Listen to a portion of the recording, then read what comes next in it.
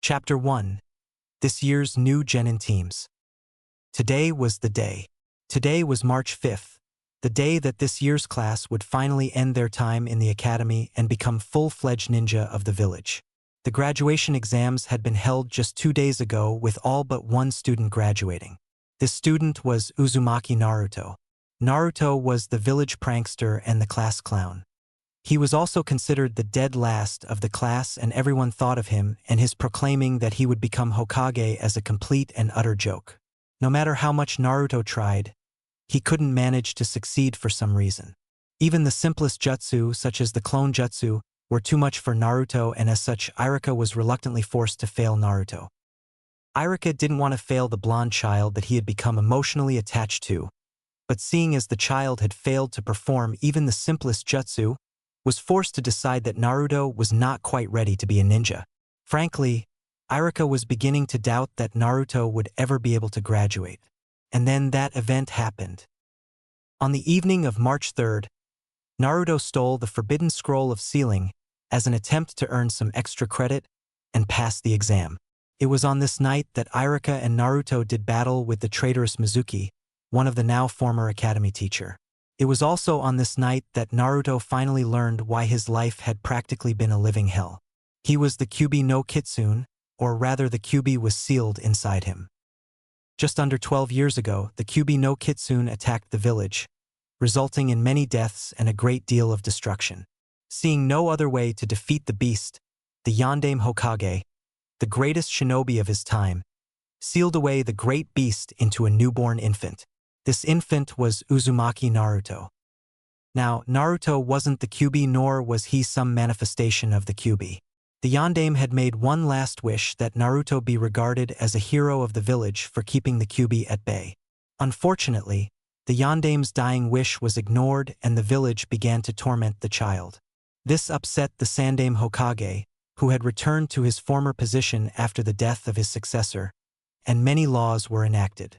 The most notable was to forbid the village from even mentioning the Kyuubi. Unfortunately, this resulted in the village shunning Naruto, leaving him to contemplate why the village hated him.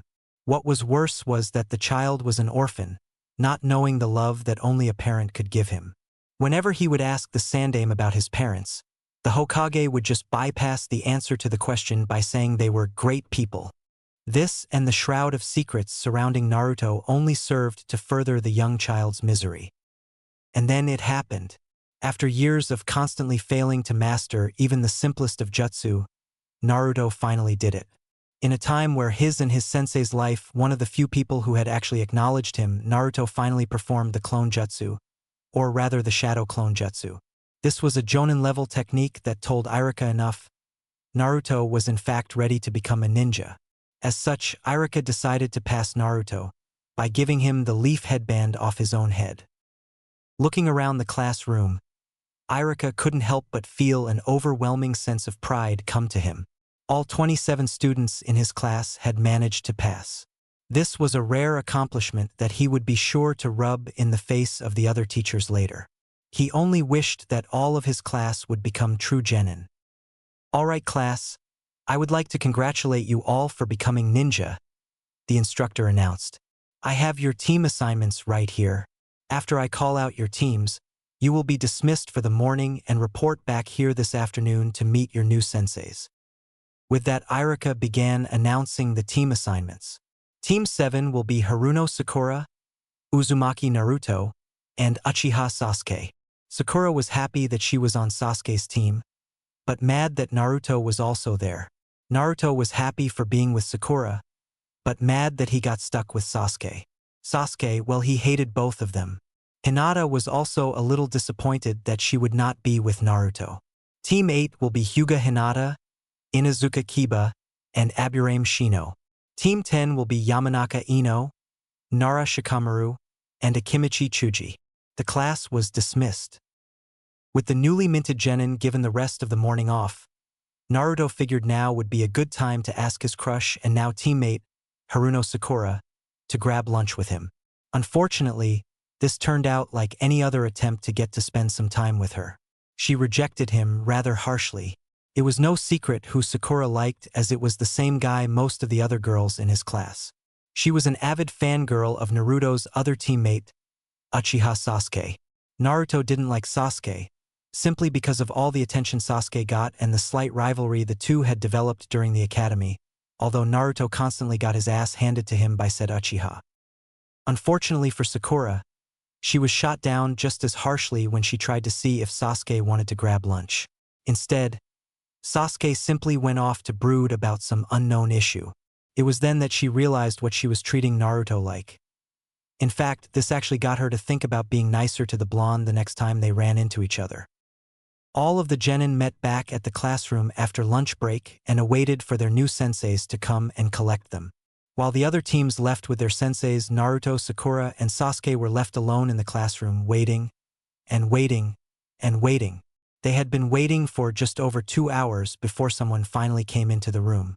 It was their Jonin sensei, who had somehow managed to fall for one of Naruto's more obvious and ridiculous traps. Naruto had wedged an eraser in the door, which would fall when the door opened. For Naruto, the trap worked perfectly and their new sensei was bonked square on the head as the eraser bounced off his gravity-defying silver hair. For their sensei, this gave him a bad fist impression. All he really said to them was, "My first impression is, I don't like you," before taking them away to the roof of the academy for introductions.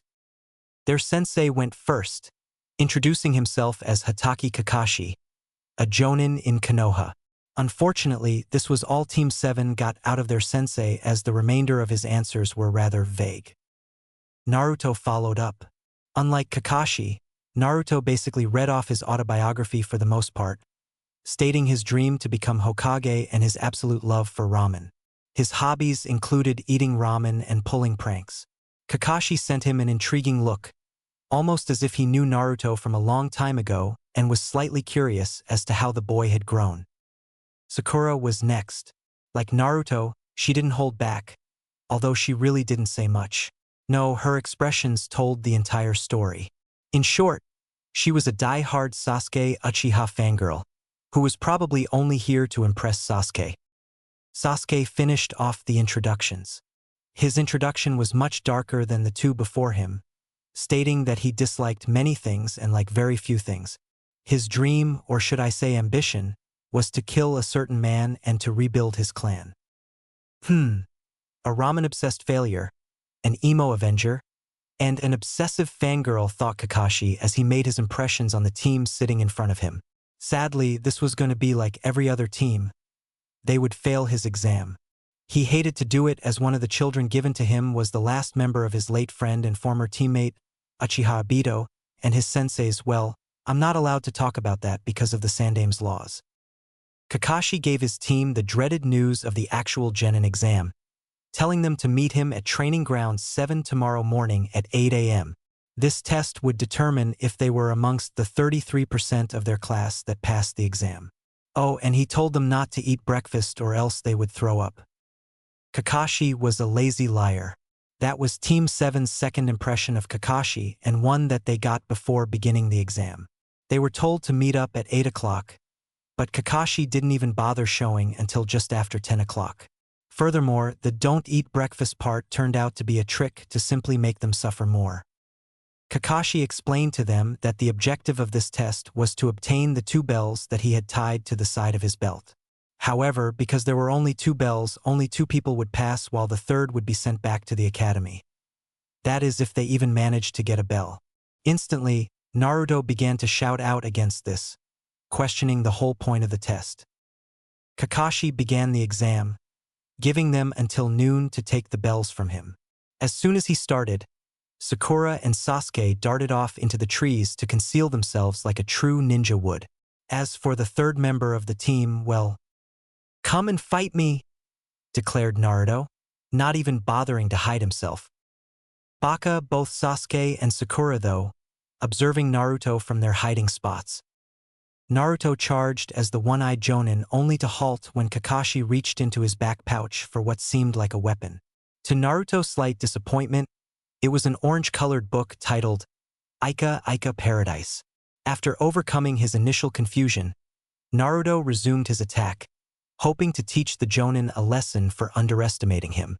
Kakashi managed to dodge every single blow with minimal effort, if even that, not even having to take his eye off the book. A ninja isn't supposed to get caught from behind, idiot, Kakashi said, appearing in a crouching position behind Naruto. Kakashi made a quick hand seal as Naruto tried to react in time. Too late. Hidden technique.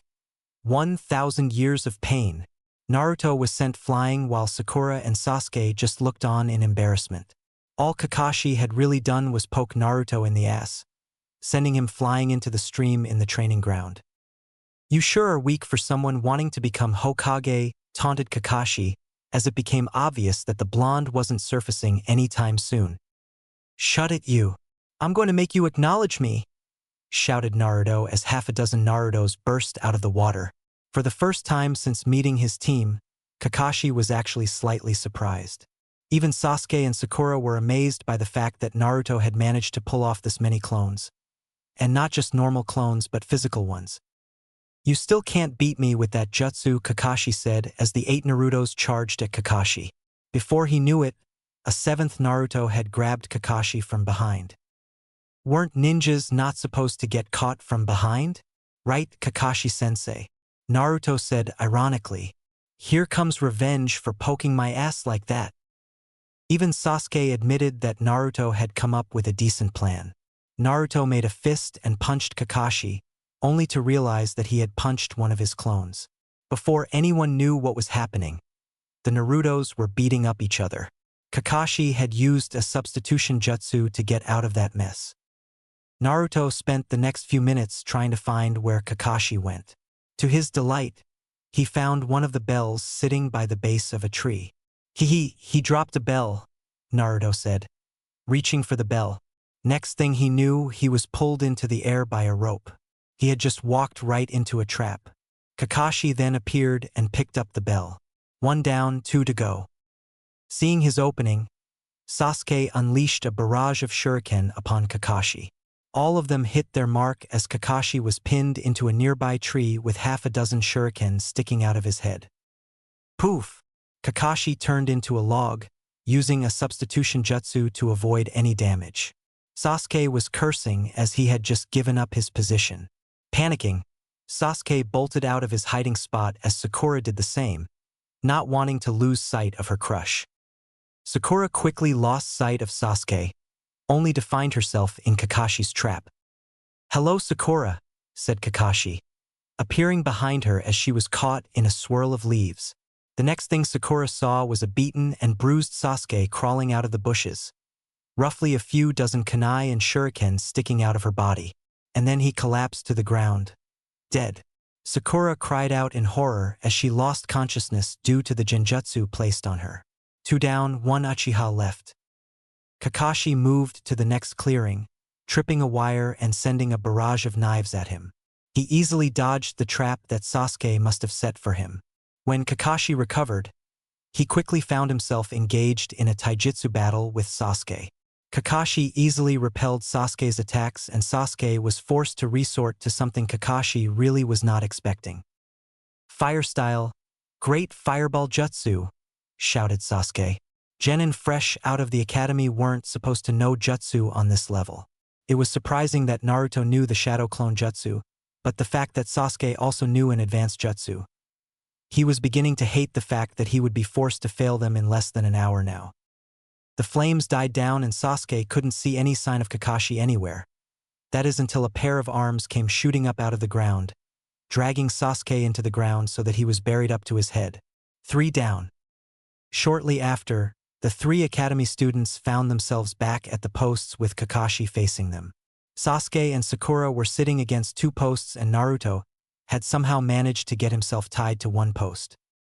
Kakashi gave them a quick lecture about not working together, emphasizing his point by telling Sakura to kill Naruto or he would kill Sasuke. He didn't actually mean it, but it was just to help prove his point. Kakashi agreed to give the 3 one more chance, as long as they did not share their lunch with Naruto. After much complaining, Sasuke decided to go against Kakashi's rule and offered Naruto his lunch. Sakura quickly followed and Kakashi caught them in the act. The three of them prepared themselves for the punishment and Kakashi delivered. They passed. They were now officially ninja of Konoha. Yuhi Kurenai had been assigned to Team 8, consisting of Hinata, Shino, and Kiba. Like the other Jonin, she had been tasked with determining whether or not her team had the potential to become an actual team of shinobi. Hinata was the current heir of the Hyuga clan, currently the most powerful clan in Konoha. However, her father had labeled her as a failure due to her lack of skills and her shy and timid nature. As such, her father, Hayashi, had assigned Kurenai to watch over Hinata since a few years ago, while he shifted most of his attention to his younger daughter, Hanabi. Kurenai wasn't too fond of the treatment Hinata had received at home, and she was sure her father still cared for his daughter. However, clan politics had gotten in the way of what's best for Hinata.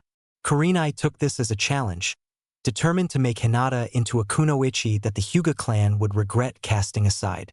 It was for this sole reason that she would most likely pass her team, even before she tested them.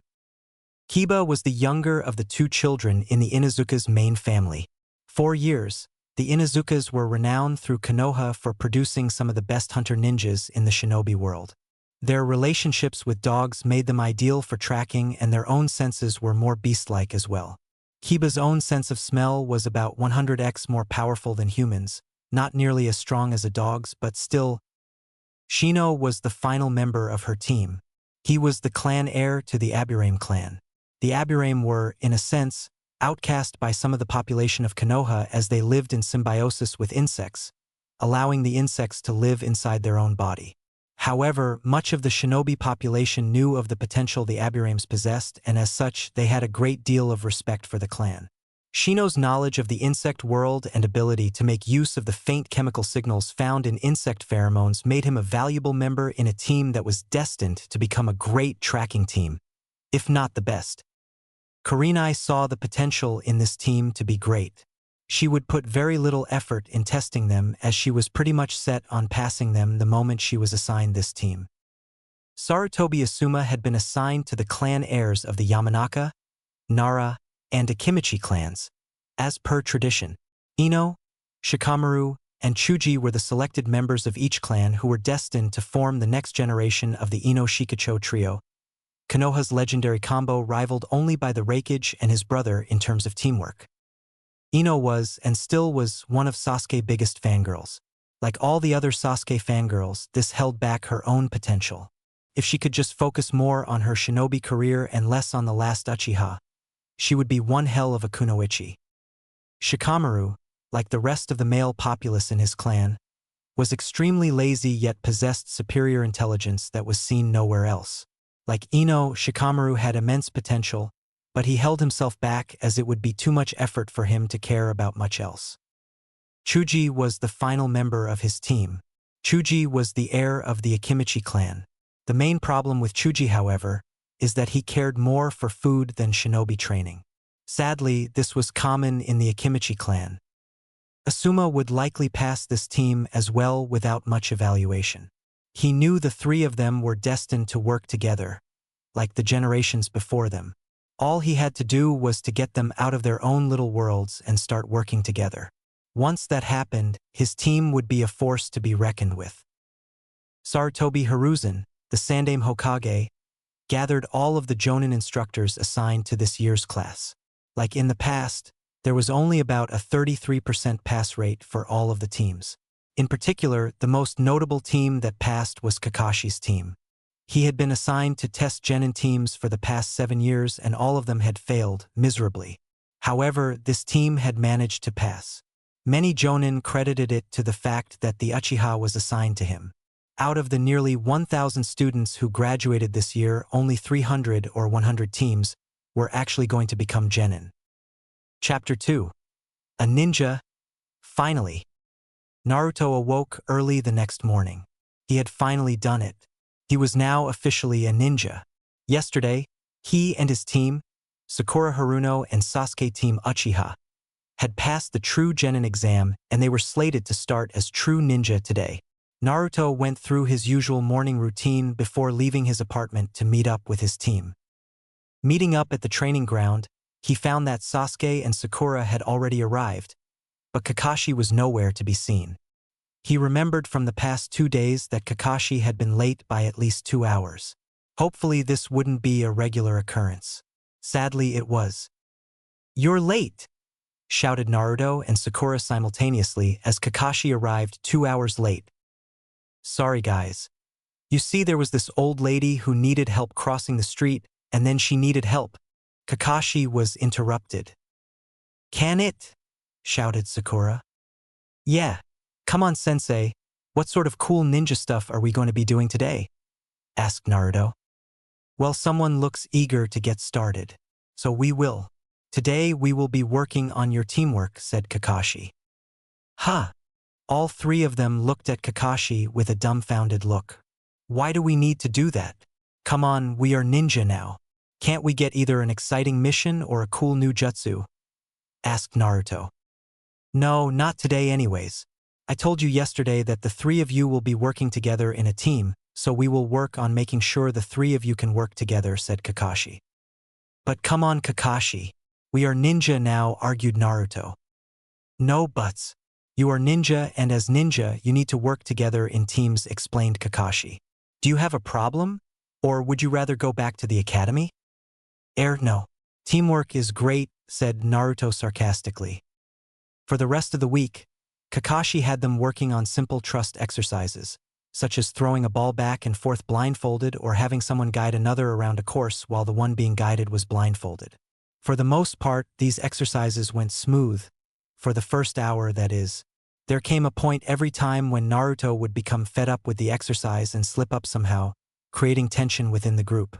Most of this tension was between him and Sasuke, with Sakura siding with Sasuke, always. As such, the exercise would go downhill from there. Kakashi sighed at his team's progress. Perhaps a mission might help things out. He had the right mission in mind that was designed to serve as a good first mission and help build teamwork. "Is everyone in position?" Kakashi called out through the wireless radios his team was wearing. "I'm ready," called out Sakura. "I'm in position," said Sasuke. "I'm here," replied Naruto. "All right, where's the target?" asked Kakashi. "Target is 5 meters. We are ready to go," said Sasuke.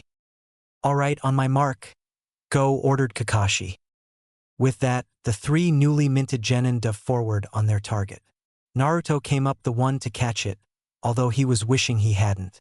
Their target just so happened to be a pretty angry cat, known around the village as Tora, the fire daimyo's wife's pet and the demon cat of the leaf. Team 7 reported that they had caught the intended cat, indicating that it had a pink ribbon in its ear. They quickly made their way back to the Konoha Mission Hall, and Naruto couldn't get rid of the cat any sooner. By the time Tora was back in the suffocating arms of its owner, Naruto's face looked like it had just been put through a blender 5 times over. Kakashi called that enough for the day, citing Naruto's health as an excuse to dismiss his team for the day and to read his book. Before leaving, Irika, who had been stationed to give out missions that day, asked Naruto if he wanted to get ramen later. Naruto gratefully accepted Irika's offer. "So Naruto, tell me, how was your first week of being a ninja?" asked Irika. I thought it would be better, but all Kakashi-sensei has us doing our stupid teamwork exercises and then we get that mission," said Naruto, rubbing his face. "My face still hurts."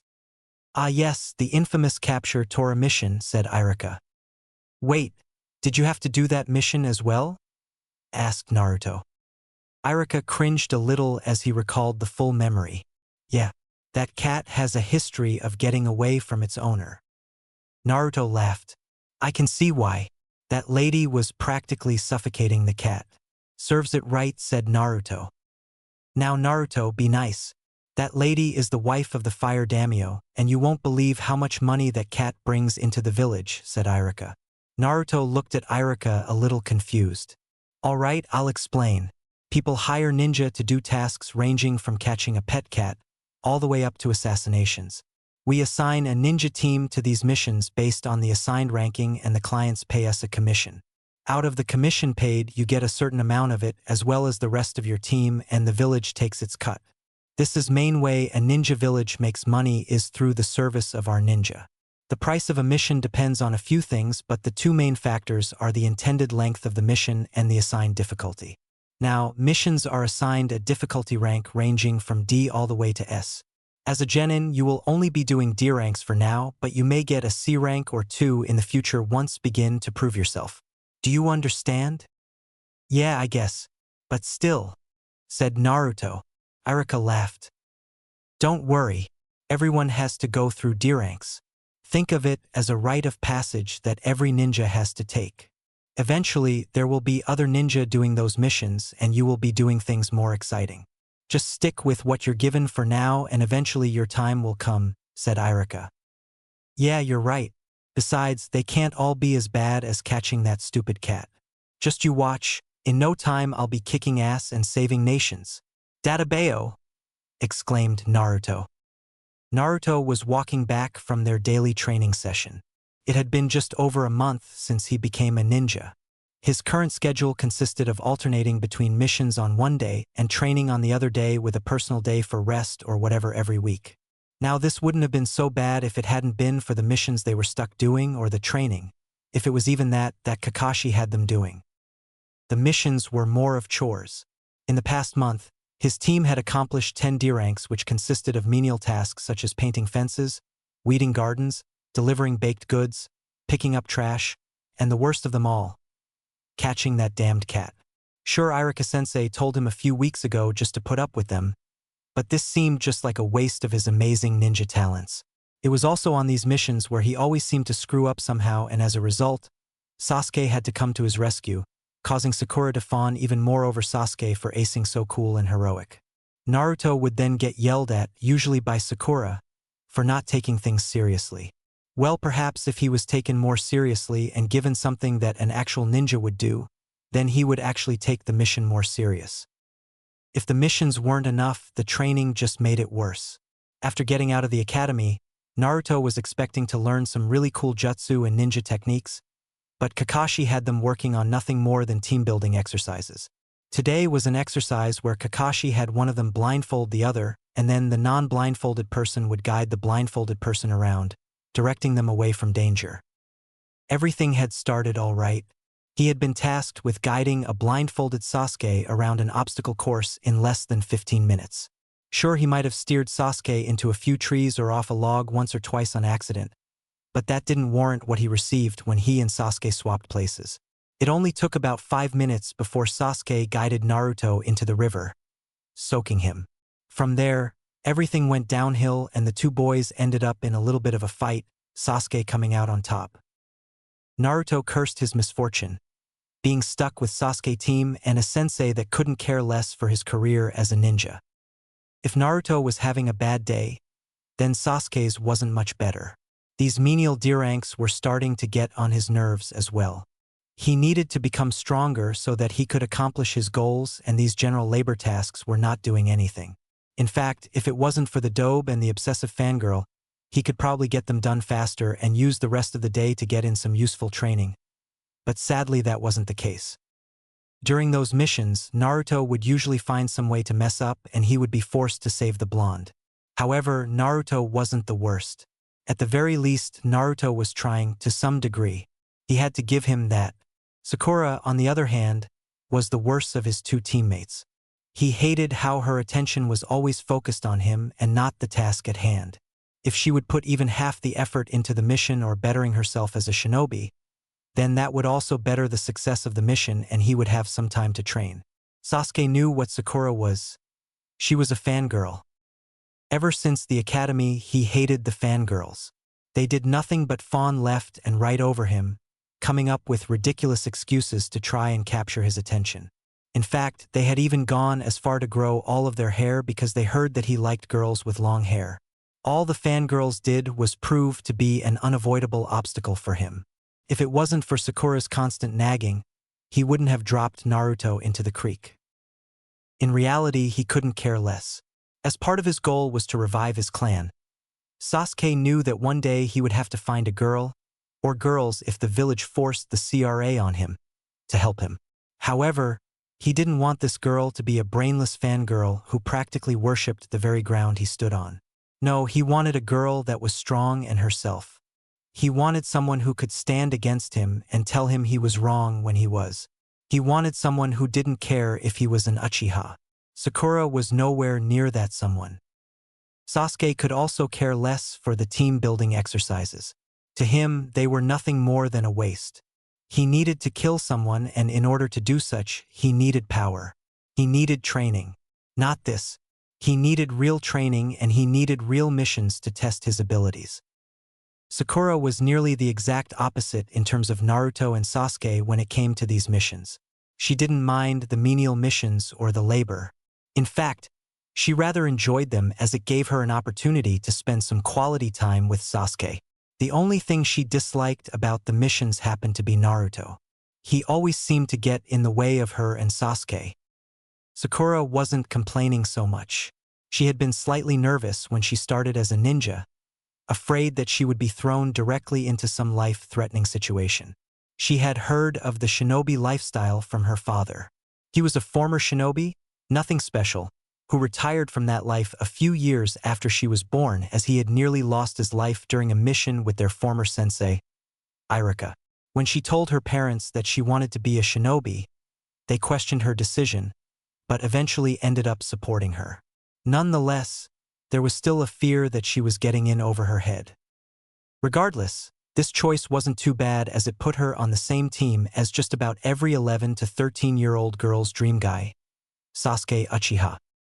Naruto had just finished up dinner one night after yet another day of D-ranks. It was now 6 weeks since his start as a ninja, and he was really getting fed up with the current program.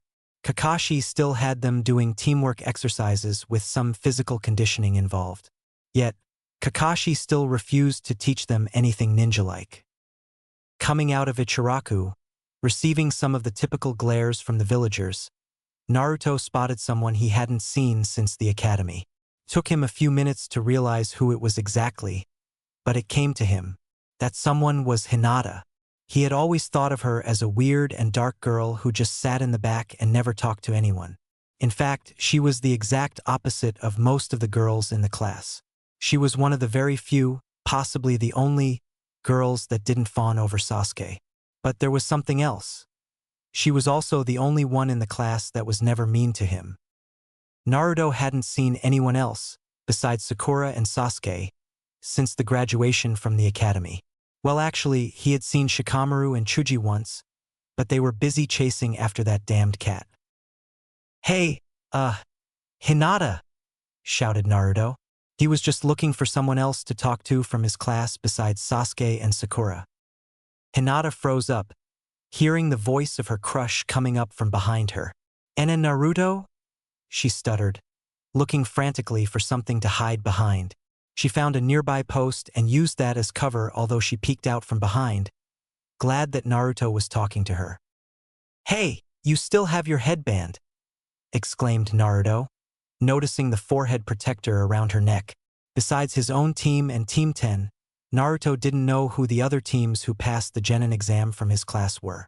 Kakashi had mentioned that there were 3 teams from his class, but he didn't know who the other team was, until now. "That means your team passed the Genin exam." "Why yes, we did, and Naruto. I am glad TTOSET that you did as well," replied a stuttering Hinata. "Wait, you're actually glad that I passed?" asked Naruto.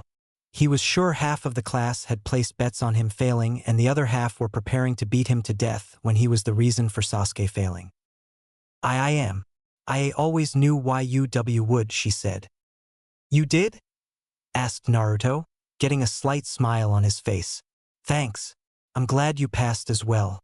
Everyone in your family must be proud of you." Hinata was happy that Naruto had acknowledged her, but at the same time, she was wishing that he hadn't brought her family into this.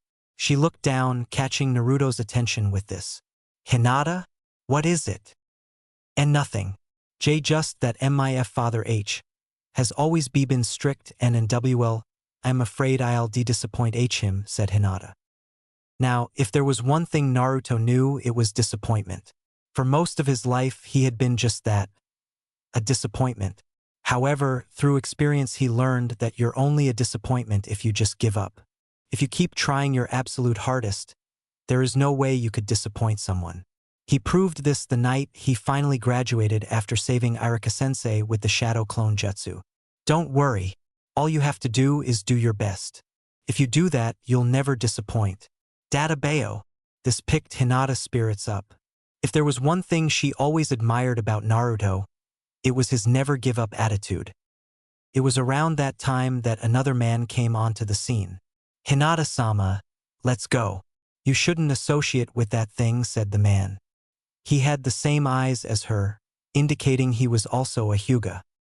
But Hinata tried to protest. "No, Hinata-sama. He's not right. You can't believe anything he says," said the Hyuga as he took Hinata away. Naruto looked down. He was used to this, adults grabbing children and dragging them away from him. He knew why, thanks to Mizuki's big mouth and an explanation later from the Hokage. But he still didn't understand. He wasn't the Kyuubi, he just had the beast sealed inside him. But he told me to not give up. What's so bad about that?" asked Hinata. The Hyuga stopped in his tracks, turning around to see Naruto walking away, head down. Being a Hyuga, he could easily read people, and in Naruto he saw a sense of sadness and loneliness. He hadn't seen this before, probably blinded by the whole Kyuubi thing. After what Hinata told him, he finally decided to take a good look at the boy. Perhaps he was wrong. This boy was trying to encourage Hinata, something she didn't normally receive at home. Perhaps he wasn't the demon the entire village saw him as. A group of men came walking past the two Hyugas, obviously coming from a bar. "Hey, it's that thing!" one of them exclaimed quietly to the rest of his group so that Naruto wouldn't hear. The other men picked up various objects lying around in the street and alleys, including a broken bottle of sake, a wooden plank with a few rusty nails, and even a rather large wrench. The men snuck up behind Naruto, ready to beat him as the other villagers just simply watched. Most of the villagers were hoping that the men would give Naruto a good smack or two before some of the ANBU intervened. To them, it was one of the more entertaining things in the village, watching a few people take a shot as the one they labeled Demon Child. Naruto felt something coming up behind him. This was a familiar feeling to him, and he learned how to detect it. If he didn't know how to detect it, he most likely wouldn't be alive. It was the feeling of someone wanting to hurt him. Naruto turned around just in time to see the group of men charge towards him. He did what he would normally do, he began to run. Naruto had gotten halfway down the street when he realized no one is following him. He turned around to see those men on the ground unconscious and the Hyuga man, holding Hinata's hand, standing over them. It was obvious that he had knocked them unconscious. Hinata was a little surprised that her caretaker had actually decided to help Naruto. For as long as she could remember, he did everything he could to keep her away from Naruto. Naruto approached the Hyuga with caution, not sure if this was some sort of trick. "Honestly, I don't really see why they hate you so much. You're nice to Lady Hinata, so you can't be that bad," the Hyuga said. Naruto was pretty sure he had just managed to make another friend. Thanks for the help back there," replied Naruto, not sure of the man's name. "I'm Ko Hyuga. Pleased to make your acquaintance." "Naruto," said Ko. Hinata hid behind her caretaker, blushing a little. She was also wondering if this meant that Ko would actually let her talk to Naruto from now on. "I'm sorry, but it is getting late and Hinata-sama's father is expecting her home. Perhaps we will see each other some other time." Ko's last remark encouraged Hinata that perhaps he wouldn't try to force her away from Naruto. Naruto, Sasuke, and Sakura showed up at the training grounds the following morning at 10:30. Kakashi had told them to meet up at 9 a.m., but they had already gotten into the routine that Kakashi was going to be at least 2 hours late. Sakura had started the day out as she normally did, trying to get Sasuke's attention and ask him out on some sort of date. After a while, Sakura gave up for the moment, but she would be back. Just after 11 a.m., Kakashi finally showed. "You're late," shouted Naruto and Sakura. "Good morning. Sorry I'm late. But there was this little old lady and..." Kakashi stopped as he saw Sakura getting angry with him. "Anyways, I'm here. So who's ready for some wonderful team-building exercises?" As soon as he mentioned it, all 3 members of Team 7 looked at Kakashi with killing intent. They had all just about had it with these exercises, even Sakura, who saw them as a way to get to Sasuke. "We don't want none of your stinkin' team-building exercises. We've been doing those for what feels like forever," shouted Naruto. "I think it's about time that you finally teach us a cool ninja technique or something. Right, guys?" Naruto looked to Sasuke and Sakura for support, and surprisingly, he got it. "The dobe is right, Kakashi-sensei. Those team-building exercises of yours aren't getting us anywhere," said Sasuke. Kakashi was feeling slightly insulted that they were attacking his team-building exercises. Even Sakura had to agree with Naruto, and not just because Sasuke agreed. Kakashi sighed. He was wondering when this day would come. "All right, I suppose we've done enough of those exercises for now," said Kakashi in defeat. "I suppose it's time we work on your guys' chakra control." "Why do we have to do that? We spent the last 4 years learning how to control chakra," Naruto blurted out. "We get our first real training session. Now why can't you teach us a cool new jutsu or something?" "Naruto, chakra control is very important. Without the proper control, you would never be able to master anything above a D-rank jutsu," Sakura said after smacking him upside the head. "Sakura's right, Naruto," Kakashi said. "If you hope to be able to learn a cool jutsu, you must learn how to control the flow and release of chakra. The lessons you learned in the academy are basic, but they are not enough." "Fine. It beats catching that damned cat anyways. I wonder what sort of demon that cat came from anyways," said Naruto. Somewhere in Kumagakuru, a young woman with blonde hair felt the urge to sneeze. As if scripted perfectly, said cat came running out of the trees with a genin team in pursuit. Unfortunately for Naruto, Tora remembered him from the last time Team 7 was assigned to capture her and proceeded to claw Naruto in the face before darting off into the woods. "I swear that the village makes more off of that cat than all the other D and C ranks combined," said Kakashi quietly.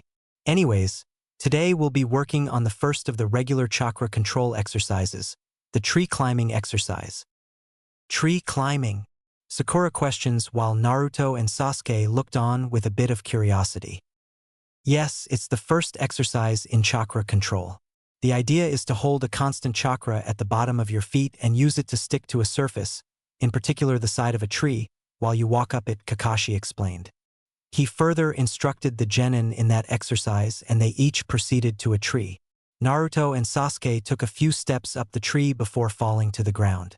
Sakura had managed to climb the entire tree with little effort. Kakashi noted that her control was the best of the group. They were instructed to work on that exercise for the remainder of the day until they could climb the entire tree. After that, they were to exhaust their chakra as they continued to refine the technique. Out of the 3 rookie instructors, Kurenai had begun teaching her students much earlier than either Kakashi or Asuma. It was already clear to her that her team had no pressing issues with one another, except for Hinata wishing that Naruto was on her team, and they didn't require much effort getting the 3 of them to work together. As such, Kurenai had begun actual training with them only a week or 2 out of the academy. Asuma followed, but it took a bit longer to get the boys and Ino to work with one another, as Ino would constantly belittle them, saying stuff regarding Sasuke doing much better than they would ever do.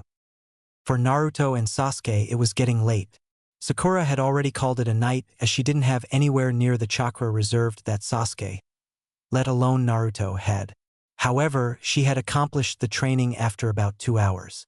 Naruto and Sasuke were locked in a competition as to who would reach the top first. After the day ended, they were each about 2/3 up the tree. The following day was a mission day for them, filled with more exciting D-ranks. It was obvious that Naruto and Sasuke were getting irritated at having to do those. By the second day of their training, the 2 boys of Team 7 had managed to make it up to the top of the tree.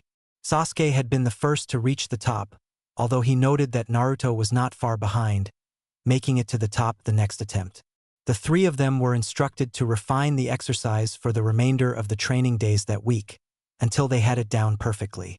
They even used their free day to dedicate to the training.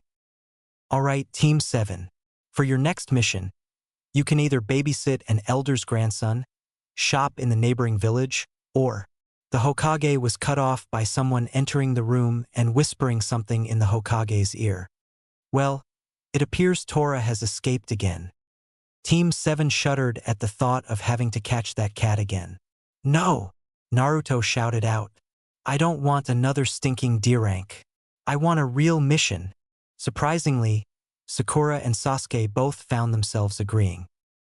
I thought it was about time for this, Kakashi thought to himself. Idiot, you're just a rookie, Iruka shouted, his head growing to 5 times its original size as he used his big head no jutsu. Everyone starts off at the bottom and works their way up. But we keep getting the crappiest duties, Naruto responded. The Hokage sighed. We've been doing menial tasks for the past 2 months.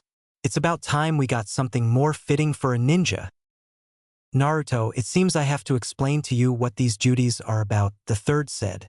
Every day, the village receives requests, from babysitting to assassinations.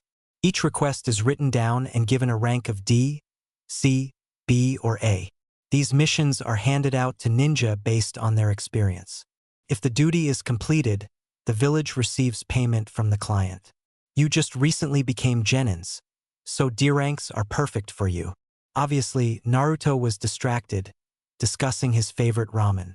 It was then that the Hokage flipped out, and Kakashi knew he was going to get it later. But if you must, the Hokage said. Team 7 diverted their attention to the old Hokage. I'll give you a C-rank mission. Naruto was ecstatic, Sasuke and Sakura were pleasantly surprised, and Kakashi was in disbelief. You will be acting as bodyguards for a certain individual as they travel to the land of waves. Who is it? A feudal lord? A princess? Naruto shouted out. The door opened, and in walked a slightly drunken-looking man. Eh? You're giving me these brats? Hey you, short one with the stupid-looking face, are you really a ninja? The man asked. Haha. Who's the short one with the stupid-looking face? Naruto asked, soon realizing it was him as he was the shortest. Naruto tried to charge the man, only to be held back by Kakashi. I am the super expert bridge builder Tazuna. I expect protection until I get back to my country and complete my bridge, the old man said. With that, the team departed the village a few hours later. Chapter 3: Journey to the Land of Waves. The 4 ninja plus Tazuna set out of the Leaf Village for the Land of Waves, the location of their next mission. They had been walking for roughly a few hours now. During the beginning of their trip, Kakashi explained about the layout of the ninja world and that there were 5 major shinobi nations. Each of those nations had a corresponding Kage that was the leader of the ninja in that nation. However, the Wave Country was a small nation that didn't have any ninja to protect it, although ninja don't normally bother it because of its size. He also explained that it was common for ninja of different countries to encounter one another and do battle as missions between countries tended to interfere with one another. Don't worry though, Kakashi reassured. This is a C-rank mission, which means we won't encounter ninja from other nations. It was at that moment that Kakashi spotted an out-of-place puddle in the road ahead of them. As the group passed, 2 cloaked figures appeared from the puddle. They had claws surrounding their hands with a spiked chain connecting them. Before anyone knew what was happening, the cloaked ninja charged Kakashi, entangling him in their chain. As the 2 pulled on the chain, Kakashi was instantly ripped to shreds. The 3 genins stood there horrified. Kakashi-sensei, they shouted. 1 down, the enemy ninja said. 2 down. They suddenly appeared behind Naruto. They struck at him with their claws. Naruto was too petrified with fear to move. However, Naruto was spared when Sasuke flung a shuriken and kunai at the ninja's chain, pinning it firmly into a tree. Sasuke proceeded to deliver a few kicks to the face of the enemy. When they got the chance, the ninja detached their chain, bolting around Naruto and Sasuke. Their target was Tazuna. Sakura jumped in front of the bridge builder, ready to defend them from the enemy's attack. Before they could strike, Kakashi appeared and knocked the pair to the ground, unconscious but not dead. Everyone realized then that Kakashi had used a substitution when he was attacked. Naruto, sorry I didn't save you immediately. I didn't think you would freeze like that, Kakashi said to his student. Damn it, I couldn't do anything. But Sasuke, it was his first real battle, yet it didn't faze him at all. He saved me, Naruto thought to himself. Hey you, Sasuke said to Naruto. You alright, scaredy cat? Naruto was getting really pissed at Sasuke's smugness until he realized a wound on his hand. Naruto, save it for later, Kakashi said, picking up on the wound as well. Their claws are poisoned. We must open the wound and remove it, or you will die. Kakashi turned his attention to their client. Tazuna, I need to talk to you. These are Kirigakuru Chunin. The two ninja finally woke to find themselves tied to a tree. How did you read our movements like that? One asked. On a sunny day like this, when it hasn't rained, there is not going to be a puddle, Kakashi explained. If I wanted to, I could have killed you, but I needed to know who you were after. Ninja attacking ninja is something we have to deal with, but their target wasn't one of us, right, Tazuna? Everyone turned to the bridge builder. We haven't heard that there were any ninja after you. We were only hired to protect you from thieves or gangs. This was supposed to be a C rank mission, but it has now become a B rank, if not an A rank. I'm sure you have your reasons, but the mission becomes more complicated when information is left out. Sorry, but we aren't ready for this mission. We need to head back and get Naruto some medicine for that wound, Sakura said, a little relieved. Unfortunately for her, Naruto had to open his mouth. Suddenly, blood splattered to the ground. Naruto had pierced his own hand with a kunai. Everyone looked on in shock. Naruto, what are you doing? Sakura screamed. Damn it! Why am I always so far behind? Naruto asked. I've completed many missions and even practiced Jutsu on my own every day. I should become stronger. I won't lose to you anymore, Sasuke. With this kunai, I will protect the old man and continue this mission. Naruto, Kakashi said, smiling. It's good that you're releasing the poison, but any more and you'll die from blood loss. Kakashi helped Naruto to close the wound, but saw that it was already healing itself at an accelerated rate. He knew why. The Kyuubi. Kakashi just wrapped the hand and told Naruto that he will be alright. The Konoha ninja agreed to continue the mission, but told Tazuna that this mission was becoming at least a B rank and that he would have to pay the village when the funds become available. You failed! A rather short man shouted in a castle far away. You were supposed to be very strong former ninja. Getting pissed off at the little man's yelling, one of the ninja swung his sword, stopping just before it cut into the man's neck. Stop bitching. This time I'll go and kill them myself, the masked ninja said. Hey, are you sure? It seems as if the enemy has hired some skilled ninja, the short man said. And with the failure of the demon brothers, they are aware of us now. Who do you think I am? The masked ninja said, irritant. There's a reason I'm called the demon of the hidden mist, Zabuza Momochi. A few more days of traveling passed, and the group of 5 came to the edge of the sea where a farrier was waiting to take them from the land of fire to the land of waves. The boat was small and it was barely able to hold the 6 of them, not to mention it almost tipped a few times because of Naruto. Soon, Tazuna's fabled bridge came into view and Naruto had to admit that it was impressive as he stood up to observe, nearly tipping the boat. Again. Wow, it's huge! Naruto shouted out. Suddenly, he was silenced by Tazuna and the farrier. Why do you think we are hiding in the mist and the motor isn't running? We don't want Gato to find us, the farrier said. Who's Gato?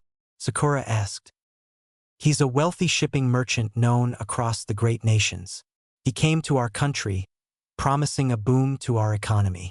However, after a little, it was clear that he was only taking over our economy for his own gain. He quickly took control of our shipping companies, the major source of income for us. Over time, he took over our economy using his secret drug trade and some of the ninja he employs. Through force, he now has a monopoly on all shipping traffic into and out of our country, Tazuna explained. The only thing he has to fear is the completion of that bridge. So that is why those ninja were after you, Sasuke realized. But why did you hide the fact that ninja were after you?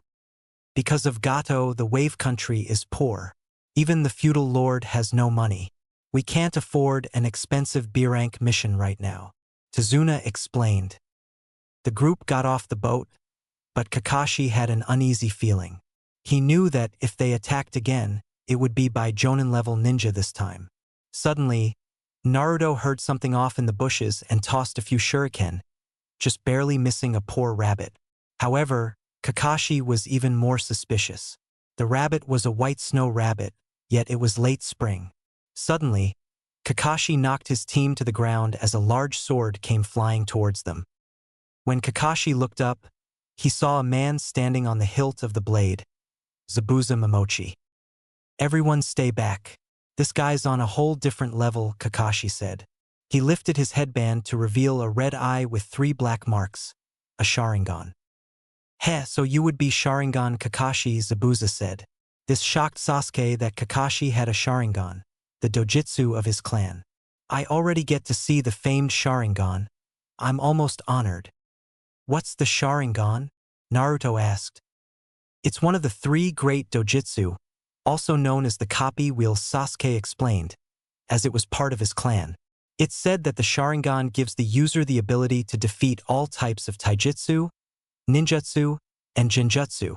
But that's not all. Hehe, that's right, Zabuza said. What's even scarier is that you can copy your opponent's techniques once you see them. Kakashi, when I was a Jonin for the Hidden Mist, there was a page in my bingo book about you. It said that you had copied over 1,000 jutsus. What's going on?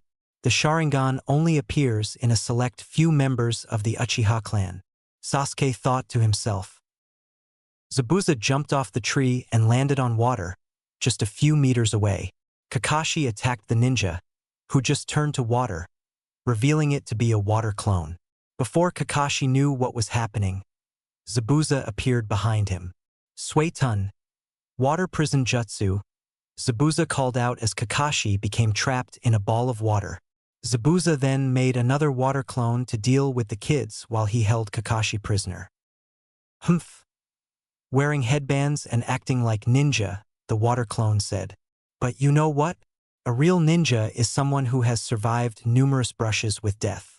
Basically, once you're good enough to be listed in my bingo book, then you can call yourself a ninja. The clone disappeared, only to reappear and kick Naruto, sending him flying and knocking his headband off. Take Tazuna and run. You're no match for him. His clone can't move far away, and he's stuck here keeping me prisoner, Kakashi yelled out. As the clone began to move towards Naruto, he thought he was really going to die there. He froze again, but suddenly realized the oath that he had sworn a little while ago. Naruto charged at Zabuza, only to be sent back to where Sasuke and Sakura were standing. However, he got what he wanted. Naruto was able to reclaim his forehead protector from Zabuza's clone.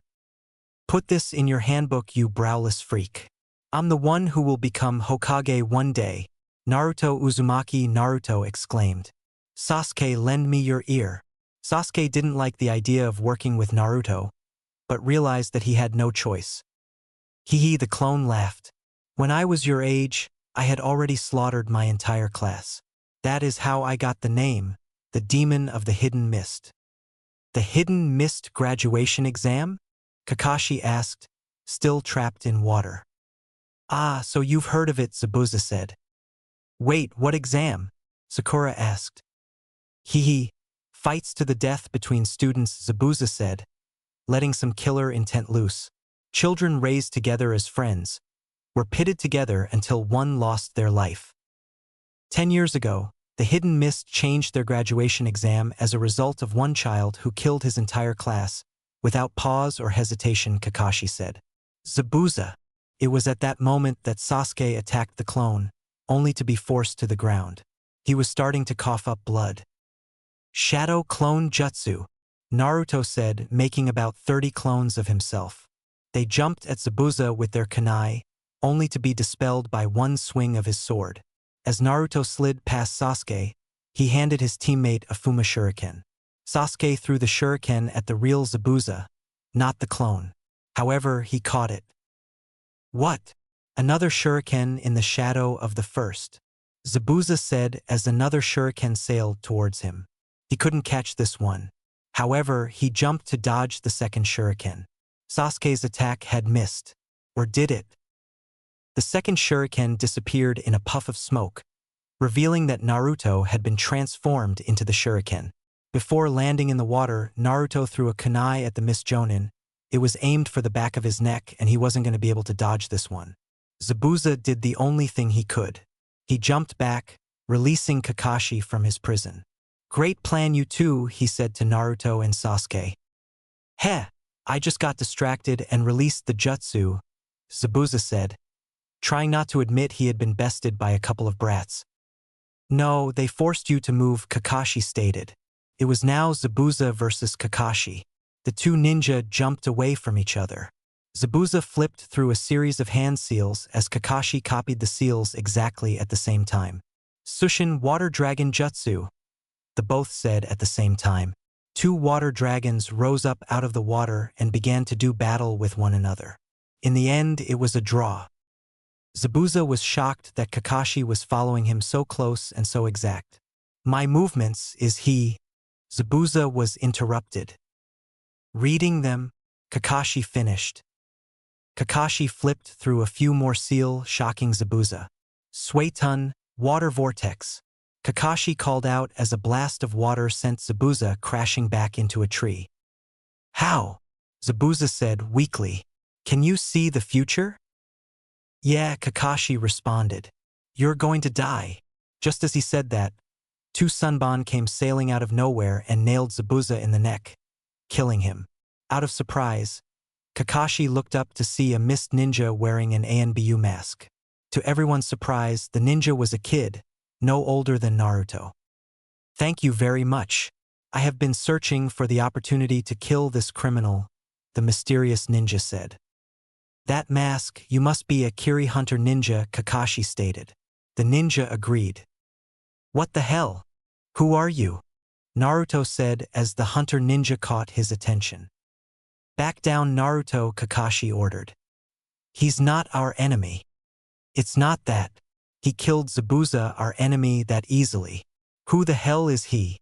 Naruto blurted. "Naruto, in this world there are kids younger than you, but stronger than me. Just accept that fact," Kakashi stated.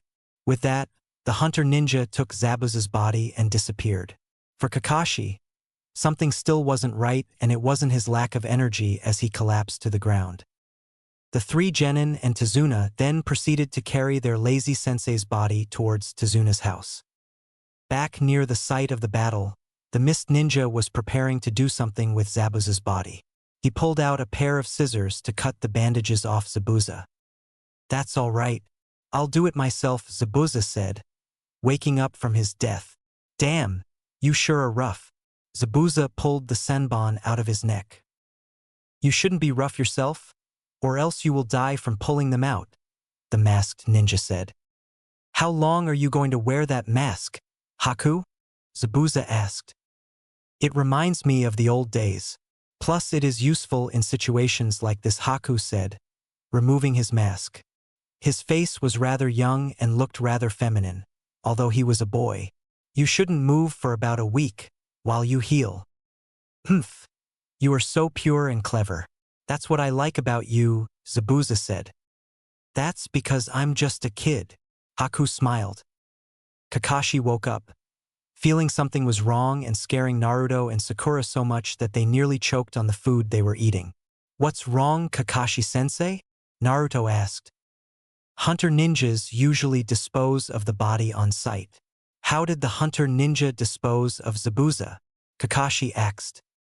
"I don't know, he just took the body and disappeared," Sakura said, her words not reassuring Kakashi. Sasuke also realized what Kakashi was thinking. There was no way simple needles could kill Zabuza like that. He was still alive. "What the hell do you mean?" Naruto shouted out. "You even said he was dead." "I did, but that was most likely a momentary death," Kakashi explained. He knew about the body's structure thoroughly, and he used a weapon with a low chance to kill. He was there to save Zabuza, not kill him. There is no assurance that Zabuza is alive or dead, but I say we have a week's time before Gato rallies another, stronger opponent or Zabuza returns. You guys will need training. Over the next week, we will try to make you strong before Gato returns. What's a little training going to do? Sakura said, taking Naruto's place as the loudmouth on the team. Sakura, who saved me back there? Kakashi said. You guys are growing rapidly, especially you Naruto. So we will train until then. Sounds like fun, Naruto shouted, reclaiming his title as Team Loudmouth from Sakura. That's no fun, a little boy said, appearing in the room. Oh, Inari, you're here, Tazuna said. This is Inari, my grandson. Inari, say hello to everyone. They are ninja who protected me. The boy turned to his mom and grandpa. Mom, they are going to die, the little boy said. There is no way that they can win against Gato.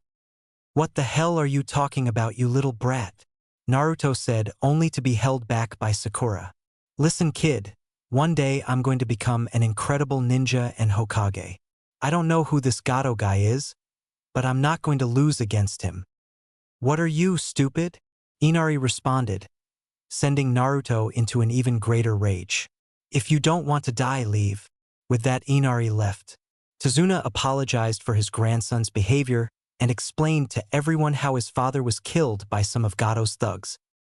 Naruto had followed the boy, who was in his room crying, but he decided to leave the kid alone. Chapter 4, 1 week.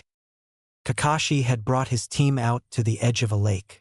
Kakashi knew it was true, Azabuza was alive, and he would most likely be back. With the false death that the hunter Nin had put Zabuza in, Kakashi figured he had about a week to get his team ready for the inevitable rematch with Zabuza and whatever else he brought with him. Kakashi-sensei, so what are we doing? Asked Sakura. Easy, we are making you stronger, replied Kakashi. I have the next chakra control exercise for the three of you, water walking. What? Water walking? Asked Sakura and Naruto in unison. Was that even possible? Apparently it was. Kakashi demonstrated by gathering chakra in his feet and hobbling with his crutches out onto the water. Remaining afloat on top of the surface, Naruto and Sakura looked on in amazement, with Sasuke looking on with an indifferent expression. You are to expel chakra from the base of your feet at a constant rate, keeping you afloat on the surface, explained Kakashi. You saw how I did it, now I want the three of you to try, he instructed. Naruto was the first to try, gathering chakra into his feet and taking a step out onto the water, only to fall straight in, soaking himself. Sakura was next. Much to Kakashi's surprise, she had managed to stay afloat, even though she was bobbing like crazy, trying to get herself to stabilize. After a few minutes, she finally had the flow of chakra down and was standing on the surface just like Kakashi was. Wow, Sakura, it's great that you can already do that, shouted Naruto. Sakura turned around, giving a slight smile while scratching the side of her face. She had hoped to get a positive response from Sasuke, not Naruto. Sasuke was last, confident that he would get it. He took a step onto the water. Like Naruto, he fell through the surface. Kakashi instructed the three of them to work on the exercise. Since Naruto and Sasuke hadn't gotten it done yet, they had to get the technique down first. Sakura, on the other hand, had already managed to stand on the water after the first attempt. Kakashi attributed her success to her superior chakra control over the two boys. For the next 2 days, Kakashi had all three of them working on the exercise. He had Sakura refining the technique by doing various physical exercises such as running, jumping, and skating on the surface of the water. Sasuke and Naruto were still struggling to get the water walking exercise, and much to Sakura's delight, had resorted to taking off all but their shorts so their clothes wouldn't become any more soaked than they already were. It wasn't so much Naruto she cared for, but a shirtless Sasuke was too much to pass up. This was the one time in the exercise where she completely lost her focus and ended up falling through the surface into the water. At the end of the second day, Naruto and Sasuke were getting close. They were each able to hold the chakra flow for a few seconds before falling through. Like the tree climbing exercise, they had inadvertently turned this into some sort of competition, not wanting the other one to best them. Late at night, Sasuke managed to get the exercise down first, but Naruto was only an attempt or two behind, showing Sasuke that the dobe really wasn't that far behind after all. Back at Tazuna's house, Naruto and Sasuke showed up. Finally. Kakashi was glad that the two had finally got the basics down. He gave the two boys one more day to refine their technique while he and Sakura would join Tazuna on the bridge for guard duty. The following day, Naruto and Sasuke were back at the lake, working on the same thing that Sakura was doing the other day. Both boys were getting impatient by this as there was really no way for them to compete against one another. And then Sasuke made a suggestion. "Naruto, fight me," he said. It was true, he wanted to fight Naruto. Even though he always wiped the floor with Naruto back in the academy, he had taken notice of the blonde's rapid progress. Now he wanted to fight the blonde. "What?" asked a slightly surprised Naruto. "You heard me, dope. Fight me right here. The first one to either give up or fall through the surface loses. Or are you afraid, scaredy cat?" taunted Sasuke. That last phrase did it as Naruto accepted the challenge. "That's it. I'm finally going to kick your ass and show to you what a good ninja I actually am." Naruto ran at Sasuke, only to receive a foot in the gut, sending him sliding back across the water and through the surface. Round 1 went to Sasuke. "Come on, is that all you've got?" said Sasuke. Naruto picked himself out of the water and caught his breath. "Hey, you wish," said Naruto. "Shadow clone jutsu," he said as 6 clones poofed into existence and attacked Sasuke. All 6 clones and the real Naruto charged Sasuke, and he found himself actually finding a certain difficulty fending off 6 attackers at once. Perhaps there was something more to the dobe after all. Sasuke won the second match as well, followed by the third and fourth in Naruto's defense. He lost control of his chakra for a moment on the 4th try, falling through the water not because of Sasuke, but because of his own chakra control. But each time, the victory came with an increased challenge. Finally, it was getting late at night and the two boys had been going at each other for some time now. Both of them were getting tired and they could feel it. The both barely had enough energy to keep themselves afloat. "HN, perhaps you're not so much of a dobe after all. Let's go back," said Sasuke. That had been just what he wanted, some actual training that made him stronger. Not just some meaningless running and jumping around on the surface of the water. Naruto stared at the Uchiha wide-eyed. Did Sasuke actually compliment him for once? Naruto grinned at the Uchiha. "What's the matter, giving up already?" he huffed. "Dobe, you can barely keep yourself afloat. The last thing I need is to drag your unconscious and drowned body back to Kakashi," said Sasuke, panting as hard as Naruto. Both boys had to admit it. That last match was good enough to bring them to this point. To emphasize on that fact, they had to rely on each other to drag the other home. They finally made it home, only to collapse through the door. "Sasuke!" shouted Sakura, rushing to Sasuke's side. "What happened? You guys are all dirty and bruised." "Heh, both of us training," said Naruto. Kakashi smiled. "Looks like the two of you have been sparring," he said. Sasuke grinned, kind of, and nodded. "Good. That helps you train not only chakra control effectively, but also taijutsu. Starting tomorrow, you'll be joining us on the bridge," said Kakashi as the two dragged themselves over to the table and began eating just about anything in sight. Kakashi, Sakura, and Sasuke were at the bridge the next day. Naruto had managed to sleep in. In reality, they most likely forgot about him. At the bridge, there was a problem with the workers leaving their jobs. Apparently, the thought of Gato was enough to scare off most of the workers. Having ninja around really didn't help. At noon, Tazuna decided to end work for the day. The 4 of them went into town, only to see the depressing state that Gato was driving the country into. There was little food in the store and most of the population had resorted to thievery. Suddenly, Sakura felt something tough her on the behind. "Pervert!" she screamed, knocking a man hard in the face who was trying to pickpocket her. Shortly after, she felt someone tug on her again, ready to punch another thief. She soon realized that it was just a child begging for food. As a result, she gave in and gave the kid a handful of candy. "This is why we need the bridge, a symbol of courage. We need these people to let their fears go and once again stand up for themselves. If that bridge can be completed, The city will return to the old times when it was prosperous and happy, Tazuna explained. The four of them left early for construction on the bridge. Once again, no one woke Naruto. As Naruto got up and realized that he was late, he headed off into the forest to use as a shortcut to get to the bridge. There, he encountered a beautiful young lady. "Who are you?" Naruto asked, trying to figure out what the lady wanted. "Oh, is this the plant you are looking for?" "Yes, thank you," the woman said. "Oh, that forehead protector. Does that mean you are a ninja?" "Yeah, you notice?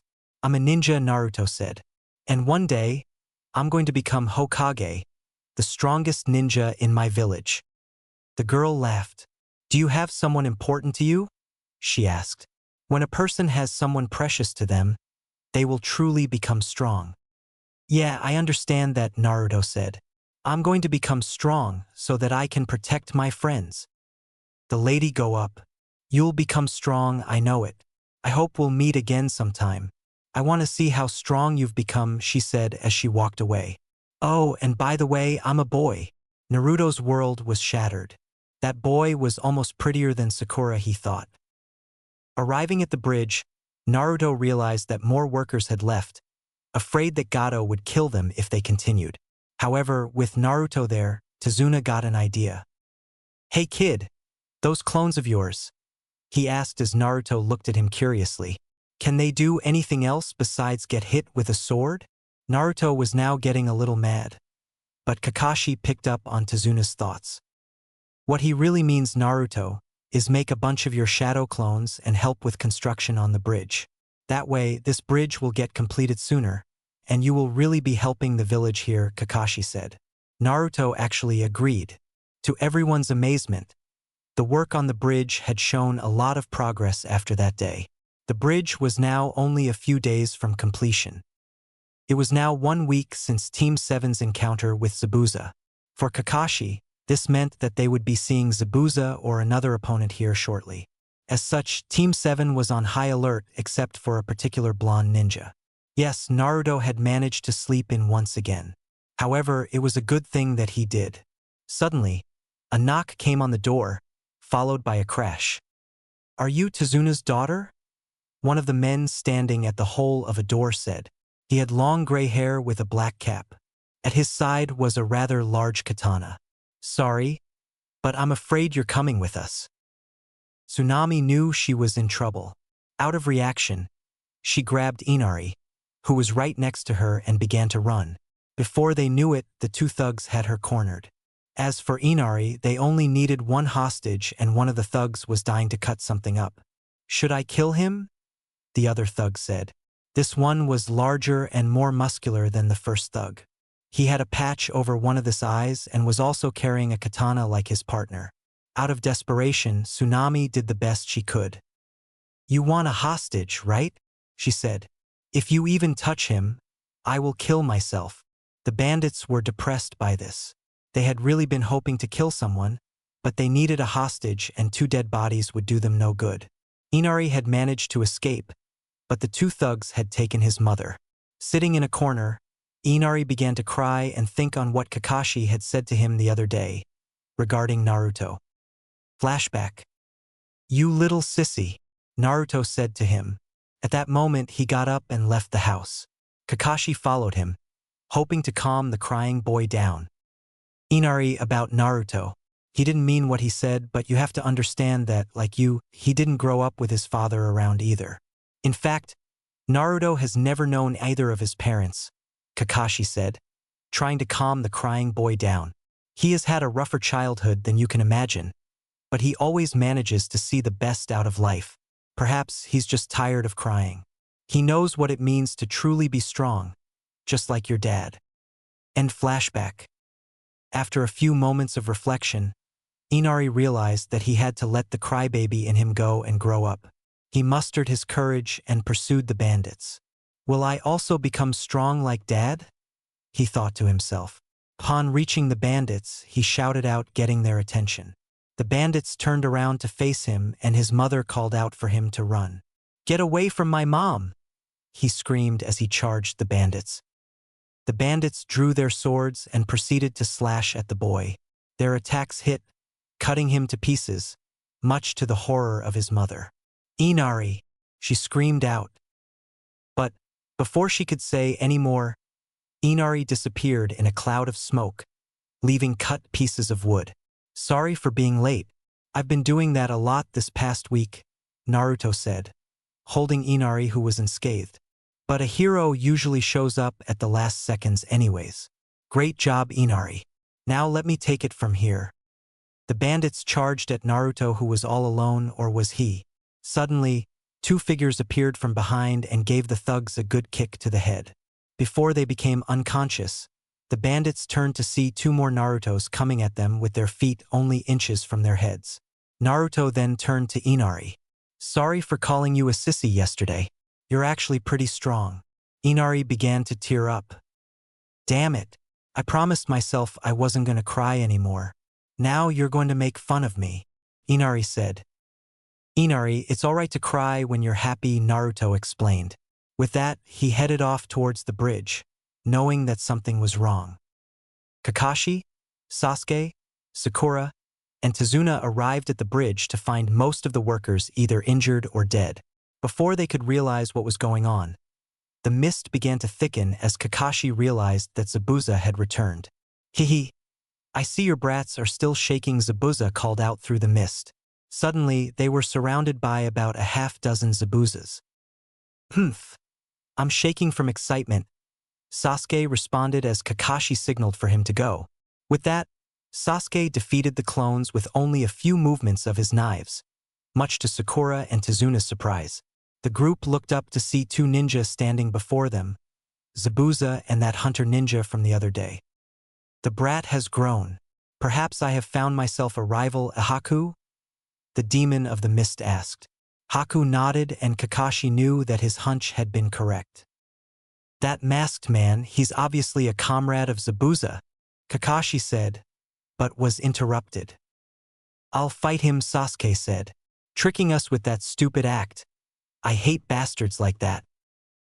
"Sasuke, you're so cool," Sakura shrieked out as Kakashi's sweat dropped.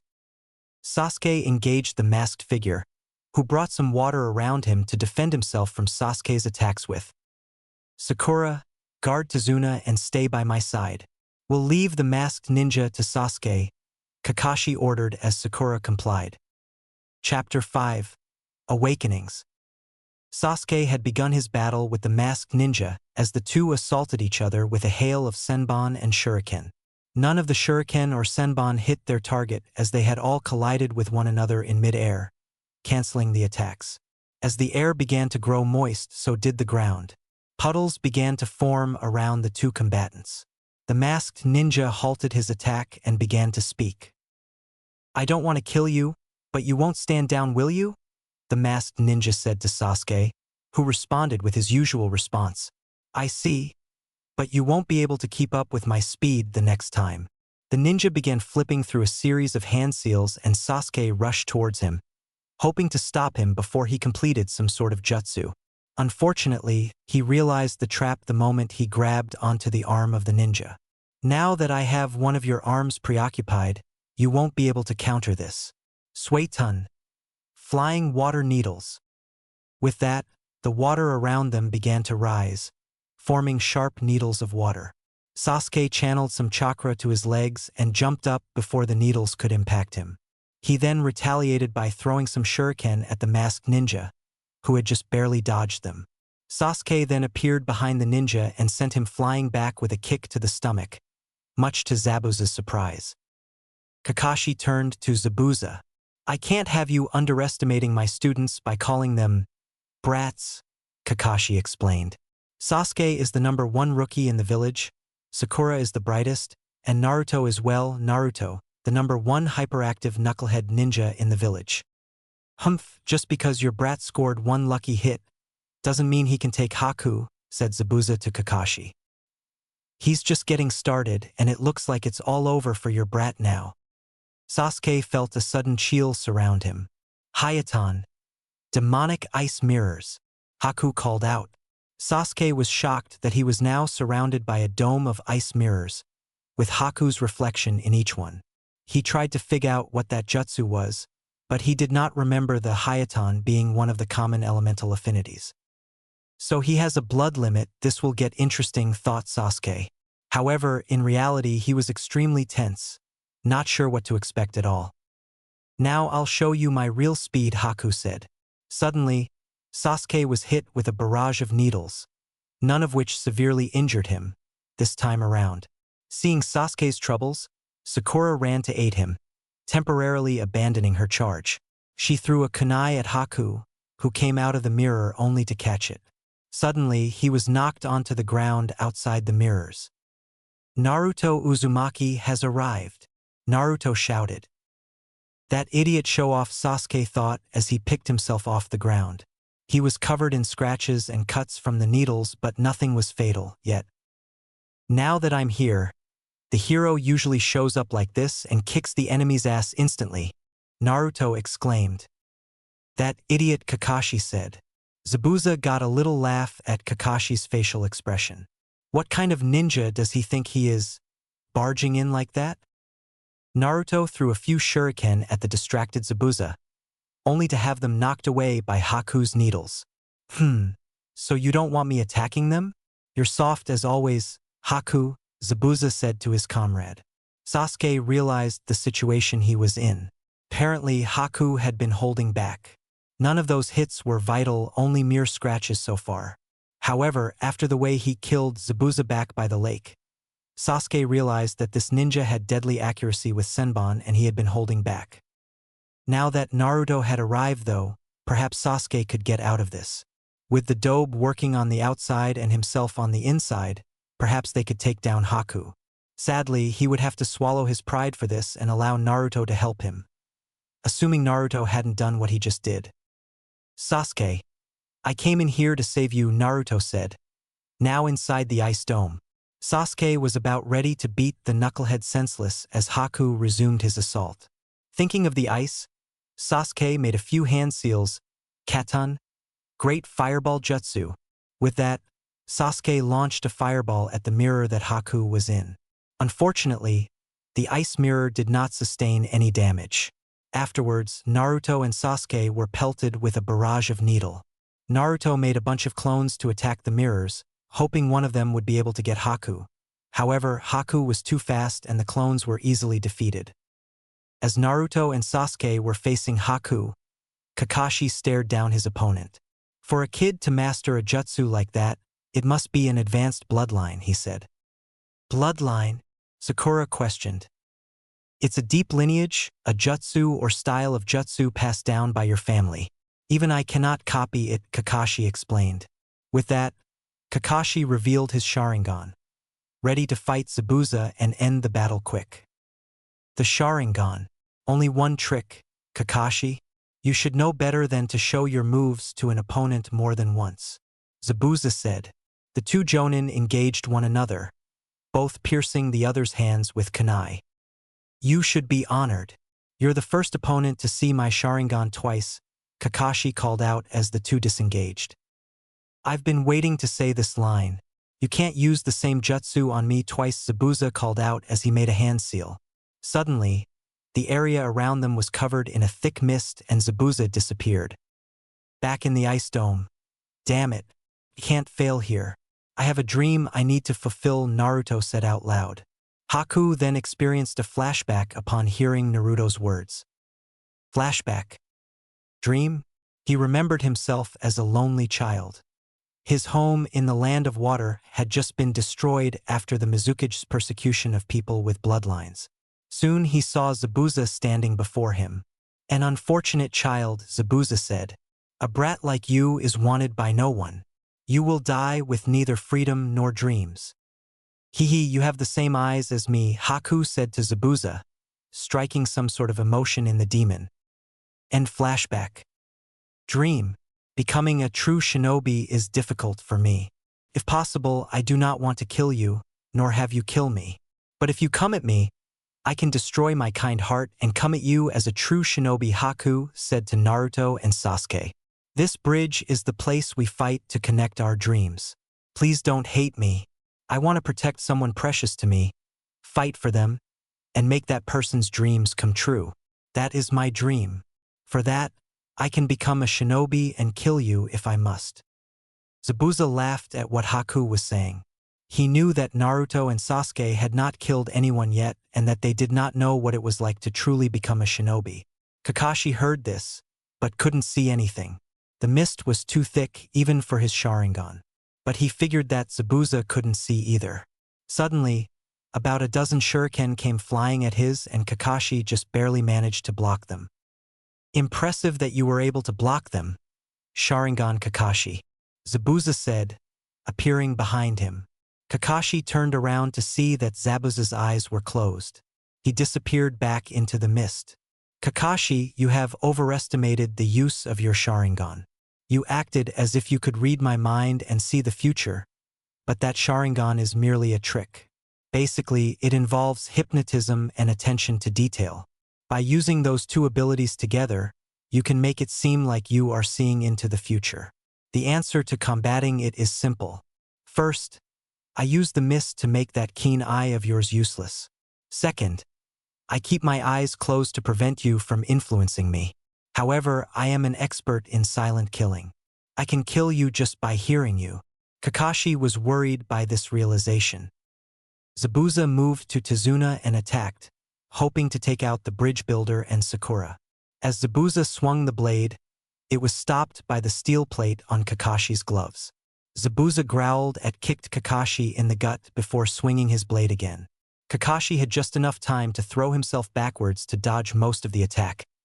However, the blade still sliced across his chest, creating a rather large gash. He slipped back into the mist again, ready to strike another blow. Now, Kakashi had once been in charge of the ANBU and the Sharingan wasn't his only trick. He made a few hand seals. Summoning Jutsu, Kakashi said, summoning 8 ninja dogs to his side. He ordered them to find and immobilize Zabuza, which they did without trouble, using the scent of Kakashi's blood on Zabuza's blade to track him. Naruto woke, just in time to see Sasuke take the attack that was intended for him. The needles hit Sasuke in the chest and what appeared to be the liver. Naruto saw Sasuke fall to his knees, just as a single needle that Saki had failed to take hit Naruto in the neck, in roughly the same spot where Zabuza was hit when he was killed a week ago. Naruto slipped into darkness. Naruto awoke again, this time finding himself in a damp sewer, unsure of exactly where he was. He heard growling coming from one direction and his curiosity got the best of him. He turned to find the source of the noise. Soon, he found himself standing in for a large gate. It's about time the two of us met, a strange voice said from behind the bars. Who's there? Asked a startled Naruto. The voice sounded demonic and it sent Naruto falling back onto his ass. Why don't you take a close look, child, and see, said the voice. A faint light filled the room and Naruto could see what was behind the bars. Why you're to the Kyuubi no Kitsune, stuttered Naruto in fear.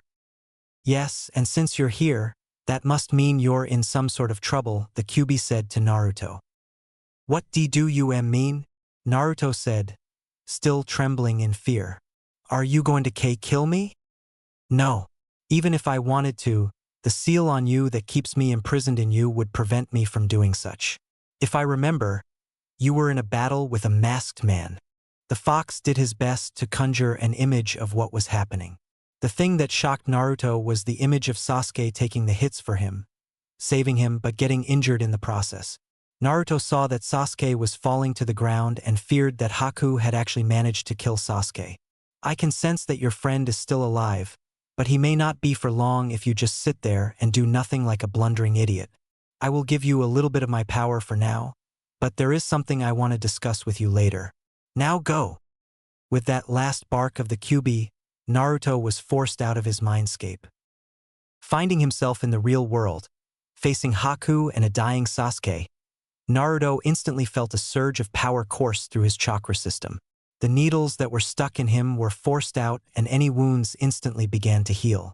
Haku looked on in shock as a red aura began to surround Naruto. Naruto caught Sasuke as he was falling to the ground. Afraid that his teammate was dead, Naruto went into a rage, launching himself towards Haku's image in the mirror. With a strike of his fist, Naruto punched Haku in the mirror and sent him flying backwards. The mirror he was in shattered and the dome collapsed with it.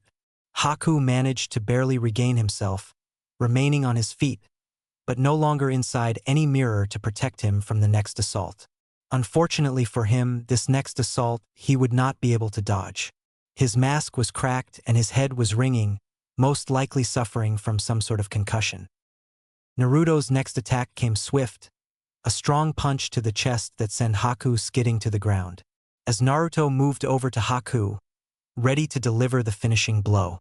As Naruto lashed out at Haku with his fist, the mask crumbled off, revealing the same boy he had met in the forest only a few days ago.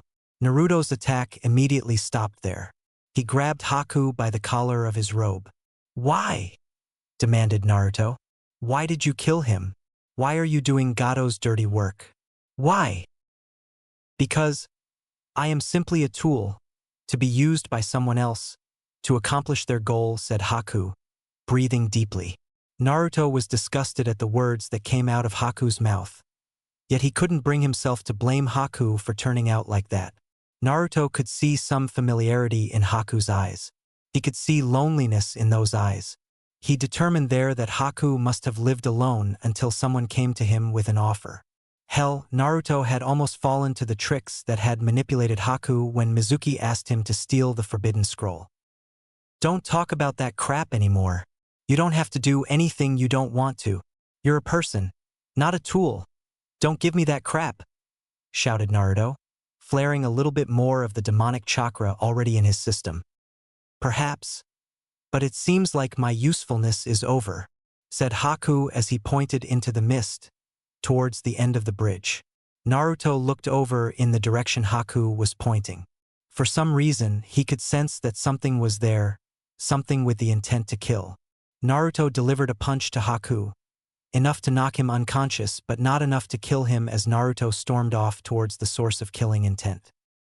Kakashi was facing Zabuza, who was now immobilized by Kakashi's dogs. Suddenly, he felt a burst of demonic chakra coming from the direction of Naruto. Both he and Zabuza felt it and Kakashi knew what it was. He was afraid that the Kyuubi had broken through the seal. However, Kakashi realized that the seal had not broken on, only some of the chakra had managed to leak out. He knew he had to end it. "I have copied 1000 jutsu Zabuza, but now you will see my one original jutsu," Kakashi said, making a few hand seals. Suddenly, a mass of lightning appeared in Kakashi's hand. "Raitun, Raikiri," Kakashi said as he dashed towards Zabuza, intending to kill him with his lightning blade. As Kakashi thrust his hand towards Zabuza, it was intercepted by the most unexpected turn of events. Some man had come flying out of nowhere, crashing into Kakashi's charged hand, taking the Raikiri to his gut. Zabuza looked over at his stroke of just pure dumb luck and realized that man was one of Gado's. "Kakashi, release me so I can dispel the mist and we can get a better look at what is going on," said Zabuza. Of course, Kakashi didn't buy it. "And why should I?" Kakashi asked. "The minute I do that, you're either going to resume attacking me or try and kill Tazuna. That man is one of Gado's. Haku and I suspected Gado would try to double-cross us, and we were planning on killing him after we were done here. If one of his men are here, then that only means that there are more of him here. I just need my arms to get rid of the mist," explained Zabuza. Kakashi thought, "Fine, but try anything and the next Raikiri will be going straight through your head," threatened Kakashi. He ordered the dogs restraining Zabuza's arms to let go, and Zabuza did as he said he would. Release the mist. Once the mist cleared, Kakashi could see what was going on. There was a group of roughly 50 to 60 thugs on the far end of the bridge and Naruto beating up one who was unfortunate enough to get too far ahead. "Sasuke!" shouted Sakura as she ran to where Sasuke was lying on the ground. There was a faint pulse and she began carefully removing the senbon from the Uchiha pincushion. Zabuza looked over at the battered Haku on the ground and his cold exterior began to melt. Now realizing that the rest of Gado's men could see him, Naruto retreated back to where the rest of the team was. He could feel the demonic chakra drain from him as he did so. "So they are not dead yet," How disappointing, Gato called out, looking at the exhausted ninja standing in front of him. Why are you here? Zabuza asked. It's simple. I actually planned to do this from the start. I'm here to kill you, Gato claimed. It's what I do. I hire missing ninja to do my work. They are done, I kill them so that I don't have to pay them. Nice plan, don't you think? The only problem is you. Zabuza, the demon of the hidden mist. You can barely stand. Kakashi, this fight is over. I have no more reason to fight you or go after Tazuna, Zabuza said as Kakashi agreed. Gato walked over to Haku, who was lying unconscious on the ground just in front of the rest of the ninja, and began beating on the unconscious body. Yeah, take this, you little punk. This is what you get for breaking my arm, shouted Gato. He then pulled out a blade from his side. HFT. This is what happens to a worthless tool of mine. Naruto tried to rush to save Haku, only to be held back by Zabuza himself. What are you doing? Shouted Naruto. Can't you see that he's going to kill Haku? Don't you even care just a little bit? He's done everything for you and you've done nothing but look at him as a tool. He's more than just that, UKN. Stop, kid, said Zabuza, tears rolling down his face. I know what I need to do. Can I borrow a kunai? Naruto nodded and handed Zabuza one of his knives. Zabuza instantly disappeared and repapered behind Gato, driving the kunai into the back of Gato's skull. You sick, disgusting man. Get away from him, said Zabuza as Gato dropped to the ground, dead. He then picked up the battered Haku and retreated back to where Kakashi and Team 7 were. Hey, you killed our meal ticket, the group of thugs said as they charged the ninja. Kill them. Suddenly, arrows came flying out of some still lingering mist and killed most of the bandits. If you come any further, the citizens of this island will kill you, Inari shouted with all the villagers standing behind him. Inari, Naruto called out. A hero shows up at the last second, right? Inari said, returning a smile to Naruto. To give the thugs one last push to flee, Naruto made about 36 clones while Kakashi did the same, although Kakashi's weren't all shadow clones. The thugs fled the island, the villagers had won their village back. Sasuke! Sakura shouted out in delight as Sasuke opened his eyes. UHG. Sakura, you're heavy, Sasuke responded weakly. Sakura began to cry and soon gave Sasuke a big hug. Sakura, that hurts, Sasuke said. He still had a few needles in him. What about Naruto and that masked kid? Sakura pointed to them and Sasuke saw Zabuza supporting a weak Haku. Why are they not fighting? Gato broke his deal and they are no longer enemies, Sakura said. Naruto turned around and realized that Sasuke was alright. Kakashi then turned to Zabuza. So what are you going to do now? Kakashi asked Zabuza. Right now, I don't really know, Zabuza responded. Naruto then came up to them and began acting like the idiot everyone knew and loved. Hey Kakashi-sensei, can they come back to the village with us? Naruto asked. He then turned to Zabuza. You guys could stop running and start a new life again. Hell, you could even become ninja of our village. You really are an idiot, kid, said Zabuza. However, there was something about that appealed to Zabuza. He never imagined himself settling down again after leaving Kiri. But Haku, perhaps the boy could use some rest. To be honest, I would actually like that, but I am a missing nin and an A-rank criminal. I would just go back to either imprisonment or death. Kakashi-sensei, can't you do anything about that? You're pretty high up, Naruto said. Kakashi figured he would regret this later. For your good work, I can send a message to the Hokage about this, Kakashi said, turning to a surprised Zabuza. Based on the condition of everyone, we will be here at least another week. I will send word to the Hokage, telling him of your intentions. Do realize that if you are given a chance, you will have to undergo extensive analysis to ensure that you mean no harm to the village. Zabuza thought to himself for a moment. Well, if there seems to be a chance, it would be a nice change. Even Sasuke was happy with this. If they come to the village, then that will give him an opportunity for a rematch with Haku. With that, everyone returned to the village to recover. Haku regained conscious, but was groggy, and Sasuke was still sore from being a human pincushion. As Kakashi said, they would be there for at least another week, and a week's worth of rest was much needed. The following day, Naruto found a quiet place out in the forest to sit down. There was still something he had to do after yesterday. He began meditating, hoping to get into contact with the Kyuubi inside him. "Well, it seems as if you still want to talk," the fox said. "I figured I would at least hear you out. So what is it you want?" Naruto responded. "I want to make an offer with you, Kit," the fox said. "And I suggest you listen before you go blowing your mouth off like you normally do." "What do you mean?" Naruto asked, trying to restrain himself from the fox's obvious taunt. "To understand where I'm going with this, you need to understand my past," explained the Kyuubi. "I am one of the 9-tailed beasts that came into existence over 1,000 years ago. During that time, you humans have attempted to gain control of our powers and use us as tools. We, on the other hand, wanted nothing to do with you and minded our own business. Slowly, you humans managed to seal us inside yourselves, inventing the idea of a Jinchuriki." What's a tailed beast? And what's a Jinchuriki?" asked Naruto. Sadly, the Kyuubi knew the kid was going to start asking questions like that. However, he couldn't help but drop his head. "As I said, I am a tailed beast. There are 9 of us in existence.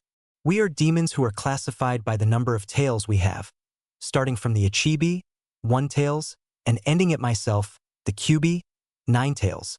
Demons usually have some sort of defining feature that distinguishes their power amongst one another. For tailed beasts, it is the number of tails we have. Since I am the Kyuubi, I am the most powerful of the tailed beasts. You with me so far?" Naruto nodded, indicating that he understood what a tailed beast was, at least to an extent. "Now, as for Jinchuriki, let's just say that is what you are." "What are you talking about? I'm a ninja and a person, not a Jinchuriki." "Whatever that is," replied Naruto. "It doesn't matter if you are a puny human. A Jinchuriki is a human who has a demon sealed inside them," explained the Kyuubi. "So that means you are sealed inside me?" realized Naruto. You're starting to catch on, Kit. Now don't interrupt me for a bit and listen to the next part of my story," said the Kyuubi. "Now, being the most powerful of the tailed beasts, I was able to remain free from being sealed the longest. Humans had attempted to capture me, like that pair of weaklings that I ate, but failed.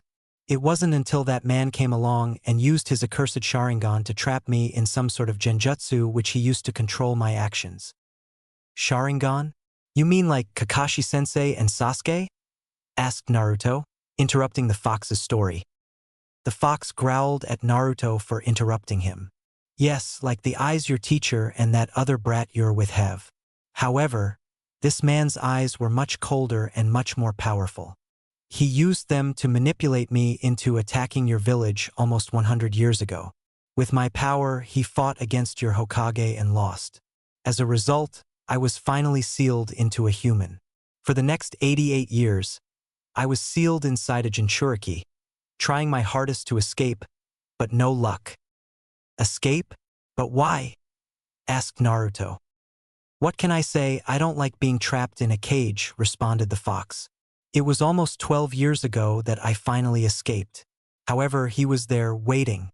I thought he was dead, but that insolent cockroach came crawling back to me." "Hold on," said Naruto. His interruptions were irritating the fox even more. "Who is he?" The Kyuubi growled a bit, letting out some of his killing intent. "Madara Uchiha." "Madara Uchiha? I've heard that name before. But where?" asked Naruto.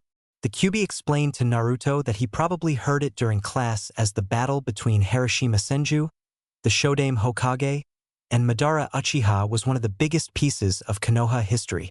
Naruto nodded his head and told the fox that was probably the one lecture that he had not slept through. "But wait, Uchiha? Does that mean Sasuke is—" "Yes, that little Uchiha brat on your team is most likely a descendant of Madara Uchiha. However, Madara abandoned his clan in search of power of me. He was bitter at the fact that his rival, the Shodame Hokage, had received the position of Hokage instead of him, so he left the village. A few years later, he returned to destroy the village using my power. After that, I thought he was dead and I was finally done with that insolent bastard. However, I was wrong. Like I told you, he was the one who freed me from my Jinchuriki vessel 12 years ago. Before I could even take a free breath, he had me under his control. By the time his control ended and I had a free mind again, I was already being sealed into you by that other bastard, the Yondaime Hokage. Hey, don't insult the Yondaime like that, said Naruto. However, there was something he wanted to know. But why me? Why did he seal you into me? All I can tell you is that with the seal that he used, I needed to be sealed inside a newborn infant with undeveloped chakra coils. Otherwise, I would destroy my host upon sealing. I guess you just happened to be the only newborn around. The Kyuubi laughed at Naruto's misfortune, but quickly resumed the remaining portion of his story. For the past 12 years, I have been trapped inside you. We haven't talked until now because you haven't been truly aware of my presence until just yesterday. So if you hate humans so much for sealing you, then why did you help me? Asked Naruto. He wanted to know why the fox had helped him and even gave him the power to save Sasuke, despite an Uchiha being the source of his problems. Because that is where I am trying to get at. I want to make a deal with you. Although I don't like the idea of working with you, my attempts at freedom these past 100 years have not been that successful. Wait, did you say work with me? Asked Naruto, who was becoming increasingly excited by the thought of a demon fox at his command. Don't get the wrong idea, Kit. I said I would work with you, not submit myself to you, explained the fox. Naruto was now slightly depressed. So what does that mean? He asked. Simple, I will help you and I will even give you the ability to use my chakra, unopposed in certain situations. However, I expect something in return. Naruto knew this was too good to be true. Okay, so what is it you want? He asked. You should know from hearing my story, actually, it's two things I want. I want my freedom from being sealed again after you die, and yes, that day will come in time. I also want you to help me kill that cockroach of an Uchiha. Wait, but if you want your freedom, then what's to stop you from destroying the village? Asked Naruto, now concerned with what the fox was asking. The fox rolled a contract out in front of Naruto, revealing his agreement. This is a blood contract. Even to demons, this is binding. Basically, it states that I will lend you my chakra should you find yourself in a situation when it is required. With my help, you could become as strong as or even stronger than the Hokage. What I am trying to say is that I will help you along your journey to become Hokage. But when you do, you will make sure that I am granted my freedom upon your death. I even promise to leave your village alone once I'm free so long as they don't try to imprison me. Furthermore, I will do whatever is within my power to ensure that you die of old age and not battle, although that will still be a possibility if you get too far in over your head. Wait, what do you mean? How can you help me survive till I'm an old man? Naruto asked. Have you noticed that you heal extremely fast compared to most people? Asked the fox. No, I thought that was normal, the fox nearly face planted at the kid's cluelessness. Baka, when a human breaks a bone, it takes them weeks to recover. Yet you can fully heal in a matter of hours. Naruto just gasped at this. This only served to inflate his already big head. Anyways, you already have an increased healing factor just by the normal flow of my chakra from your seal. If the flow were to be increased, it is possible that you could heal wounds that would kill you. Now Naruto was wondering what the fox meant by a normal chakra flow from the seal. This seal on me allows for a small amount of my chakra to mix with yours, giving you that increased healing factor of yours and even that massive chakra reserve that you've developed. Naruto had already been informed that he had a massive reserve of chakra after he proved that he was able to create thousands of shadow clones on the night of the Mizuki incident. However, this seal does pose a problem. Although it is weakening slowly, allowing me to safely flow some more chakra into your system, it was initially designed to keep the two of us separate. I can't just give you all of my power at the moment because that would break the seal, killing both of us. In fact, the most I can give you right now is just a little more than I gave you yesterday." "What? But I thought you had a ton of chakra to give," shouted Naruto. "I do. The amount of chakra that I possess is so large that it is considered infinite by your human standards, but this seal prevents me from releasing it all at once. If I try to force more chakra through the seal than it can take at the time, then I run the risk of breaking it, effectively killing the two of us. The more chakra that flows through the seal, the more stress it puts on your body. I have noticed that the seal weakens over time, which will allow you to use even more of my chakra in the future. I also believe that there is a key that can safely open this seal, allowing us to merge our chakra completely, and you will have full access to my powers and I will have the power to kill that bastard." Naruto thought about what the Kyuubi had said, looking over the contract in front of him. The terms on the contract were exactly the same as what they had discussed. However, he saw a name on the contract that he didn't quite recognize. "Who's this Kurama listed on the contract?" asked Naruto. "That would be me. Kurama is my true name. So what do you say, Kit? Do we have an agreement?" Naruto took a few more moments to think about what they had discussed. Finally, he figured that everything was okay and signed his part of the contract as Kurama did the same. Chapter 6: Trials. It was late in the afternoon in Konoha. Team 8 was finishing up their D-rank missions for the day. Being an Inuzuka, Kiba naturally hated cats. However, after today Kiba was ready to wipe out every cat from the face of the planet. Once again, Tora had managed to escape, and as such, the Capture Tora mission was reinstated. This time it was assigned to Team 8. The first time it was assigned to Team 7, the past 3 times went to Team 10, and it was about time Team 8 got to experience firsthand one of the most frustrating missions in all the 5 great nations. Kiba had received most of the injuries, with multiple scratch marks all over his face and other places. Unfortunately, Hinata had a mark on the left side of her face from trying to pry the cat off of Kiba before Kurenai could put it under a genjutsu. Hinata arrived back at the Hyuga compound. Like always, her father greeted her with the usual emotionless question of asking how her missions went. However, after seeing the scratch mark on the side of her face, it became obvious exactly which mission she was assigned. Hayashi recalled the time when he was just starting out as a genin. There was always a mission that required a team to capture a renegade cat that belonged to the Fire Lord's wife. The cat's name was Tori, the mother of Tora. If there was any true demon spawn in the village, it was that damn cat. Like it was for Hayashi, this mission was considered a rite of passage for newly graduated genin, as almost everyone in the village has had to catch Tora or one of her predecessors. "Hello, father," Hinata said, giving her father a quick bow. "Welcome home, Hinata. I would ask you how your missions went today, but I think I already know," Hayashi said to his daughter. Hinata quickly explained the other mission that they had. Afterwards, Hayashi took Hinata and her sister, Hanabi, into the family dojo for a quick sparring session.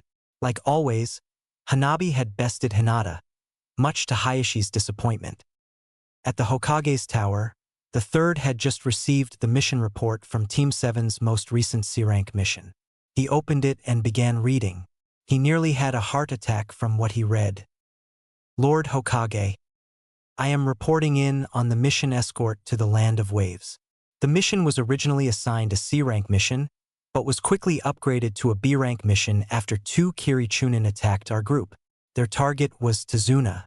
Despite the encounter, everyone was unharmed and we decided to continue with the mission. I regret to inform you that this was a mistake and we should have cancelled the mission. It was then decided to upgrade the mission to an A rank after we were attacked by the missing ninja Zabuza Momochi and an accomplice disguised as a Kiri Hunter ninja. Naruto and Sasuke proved to be invaluable in that attack as Zabuza and his accomplice was forced to retreat. For the next week, my team was stationed on guard duty. The following day, Zabuza and his accomplice reappeared. Our team engaged them and fought until the fight was interrupted by Gato and his subordinates. Gato has been controlling the shipping and economy of the nation, effectively controlling it and its people through oppression and fear. As a result, they revealed their intentions to kill all of us, including Zabuza and his accomplice, Haku. However, with the help of Zabuza and Haku, Gato was quickly killed and his subordinates scattered. By the time you read this, the bridge that Tazuna was charged to build should be completed or within a day of completion. I have been informed that a representative of the Land of Waves will be traveling to Konoha and the Land of Fire capital to arrange trade agreements as an attempt to repair the economy of the Land of Waves and thank us for our intervention. I also have a rather odd request coming from Zabuza and Haku. It appears as if the two of them have experienced a change of heart, thanks to their encounter with Naruto. The two of them are requesting an opportunity to join Konoha as ninja. While I normally would disregard such a request, I have reason to believe that they are sincere with their words. Haku also possesses a rare bloodline, the Hayaton, which may prove an invaluable addition for the village. Zabuza has informed me that he is willing to undergo any mental interrogation or trials that would be required for him to prove his intentions to join the village. Kakashi Hatake Jonin. Sir, are you all right? The Hokage's assistant asked, seeing his facial expression after reading the report. Please summon the village council along with Ibiki, Anko, and Inoichi for an emergency meeting in 30 minutes, the Hokage said. Naruto had just come out of his conversation with the Kyuubi before returning to Tazuna's house. He was happy that he would now have the ability to use the Kyuubi's chakra, unimpeded, even if it was only a fraction of the Kyuubi's power at this point in time. With it, he would be as strong as the Hokage in no time. Kurama had explained one last detail about using the Kyuubi chakra, and that was the presence of a chakra cloak if he tapped into enough of the chakra. However, it was explained that given the current state of Naruto's seal, the most he could safely use would be one tail of the cloak for the time being. After using said demonic chakra, it would be common for Naruto to experience extreme exhaustion. Naruto returned to the bridge builder's house. Haku was set up in the guest room, trying to rest the injuries that Naruto had inflicted on him. Naruto had apologized to the boy, which was graciously returned. The day of their fight, everyone, Haku especially, had pretty much spent the entire day resting. Haku and Sasuke were pretty much told to rest for the rest of the week while their injuries healed. The day after the fight, Tazuna wanted to get started on the bridge again. As such, the remnants of Team 7 continued with guard duty. There were a few incidents with some of Gato's men trying to take revenge on the ninja or trying to reclaim the island that they had once controlled. However, they were quickly dispatched. Zabuza had tried to apologize to Tazuna for trying to kill him, resulting in the demon of the hidden mist working on the bridge as well, as Tazuna needed the labor to complete the bridge by the end of the week like he had intended. However, there were two things he had on his side now. One was that the workers were not scared of Gato and they wouldn't quit when it got too late in the day, allowing construction to continue for longer. Second, he fully underestimated Naruto. Kakashi had suggested that Naruto use his clones to help Tazuna out, and the help of 100 extra hands really worked, even if they did disappear whenever one clone missed a nail with a hammer and accidentally hammered his own finger. The third entered the council hall to see that the village council had assembled, although rather hastily. A few of the elder members were nagging the aging Hokage as to why this meeting was called so late at night. The reason I called you all is regarding a report I received from Team Kakashi, who was assigned on a C-rank mission to escort Tazuna, the bridge builder, to the Land of Waves, the third announced. After reading the mission report, it was upgraded to an A-rank mission. This sent stirs through the chamber. A rank? Why was it upgraded to an A-rank mission? Hamaru, one of Hiruzen's counselors, asked. The team encountered and battled the missing ninja Zabuza Momochi. The third's words once again sent stirs throughout the council. Zabuza Momochi? Are they all right? Is Sasuke Uchiha all right? Asked a member of the council who ranked right up there with Sasuke's fangirls. The Hokage nodded, reassuring the council member. So I assume you have sent a more qualified team to replace Team Kakashi? Asked Koharu, the Hokage's other advisor. No, once again, there was talk amongst the council.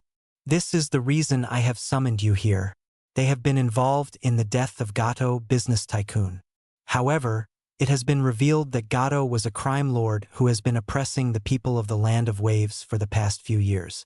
He hired Zabuza and an accomplice to assassinate Tazuna before his bridge was completed. Tazuna's bridge was the one thing that could weaken Gato's grasp on the island's economy. A few of the council who were more versed in economics agreed. However, it appears that Zabuza turned on Gato with the intention of aiding Team Kakashi after he had a change of heart. I received a request that Hatake Kakashi has forwarded from Zabuza Momochi that is asking us to accept Zabuza and his accomplice, Haku, as a member of this village. Why should we do that? Zabuza is listed as a missing ninja by the Hidden Mist Village. There could be political implications as to this, one of the counselors stated. I am well aware that, while we are considered neutral with Kirigakure no Sato, the taking in of Zabuza Momoichi could result in some unwanted political implications, the Sandame pointed out. However, it is not uncommon for villages to take the missing ninja of other villages. After all, that was the reason Hunter Ninja were commissioned. Am I correct, Inuzuka-san? Tsum Inuzuka stood up. That is correct. My clan contains some of the best hunter ninja in the village, and it is the job of said hunter ninja to track down and capture or eliminate a missing ninja before they can sell any secrets to a village. However, should a village be fortunate enough to obtain a high-ranked missing ninja, the secrets they can obtain are substantial. It only further the reasons as to why we a village would take a missing ninja in. I agree with you on that, Inuzuka-san. Now the question is, what can Zabuza Momoichi provide for us? He has been missing from his village for at least 6 years now, and some of his secrets would be considered outdated, said a bandaged man. Danzo, you of all people know that even old secrets can be considered useful, said the Sandame. Besides, Kakashi included a few preliminary reports on Zabuza Momoichi and his accomplice, Haku Yuki. The report on Haku stated that the boy possessed a rare bloodline. Hiruzen did it, he pulled the bloodline card. The counselors looked on at him with all interests set on this bloodline. Konoha loved bloodlines, as seen with how they treated the Hyuga and Uchiha, when the clan was still around. Hokage-sama, is there any mention as to which bloodline this child possesses? Asked another member of the council. Yes, Kakashi mentioned the boy using Hayaton Jutsu during their encounter, said the Sandame. This stirred conversations in the room immediately. The Hayaton was believed lost when Kirigakure no Sato initiated their bloodline purges, something Konoha saw as a travesty. Are you sure it is the true Hayaton? Asked the same counselor. I am fairly certain that it is the true Hayaton. Kakashi mentioned the boy's ability to form ice out of thin air, not just simply manipulating pre-existing ice like the ninja in Snow County do. I do believe that this is truly the Hayaton, said the Sandame. A few of the counselors couldn't help but praise their luck. They were so close to obtaining another bloodline, something they felt Konoha had been lacking for the past decade or so. A little more discussion ensued until a final vote was called for on whether or not to extend a preliminary invitation to Zabuza Momoichi and Haku Yuki. The vote was strongly in favor of extending the invitation after a trial had been conducted to determine Zabuza's true intentions. 4 days had passed since Gato's defeat, and the bridge was now complete, thanks to the help of a particular one-man, Blonde Army.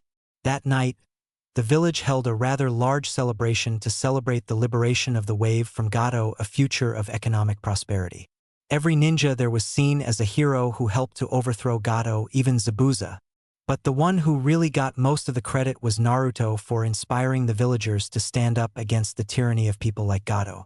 Sasuke had healed almost completely to the point where he would be ready to train again the next day.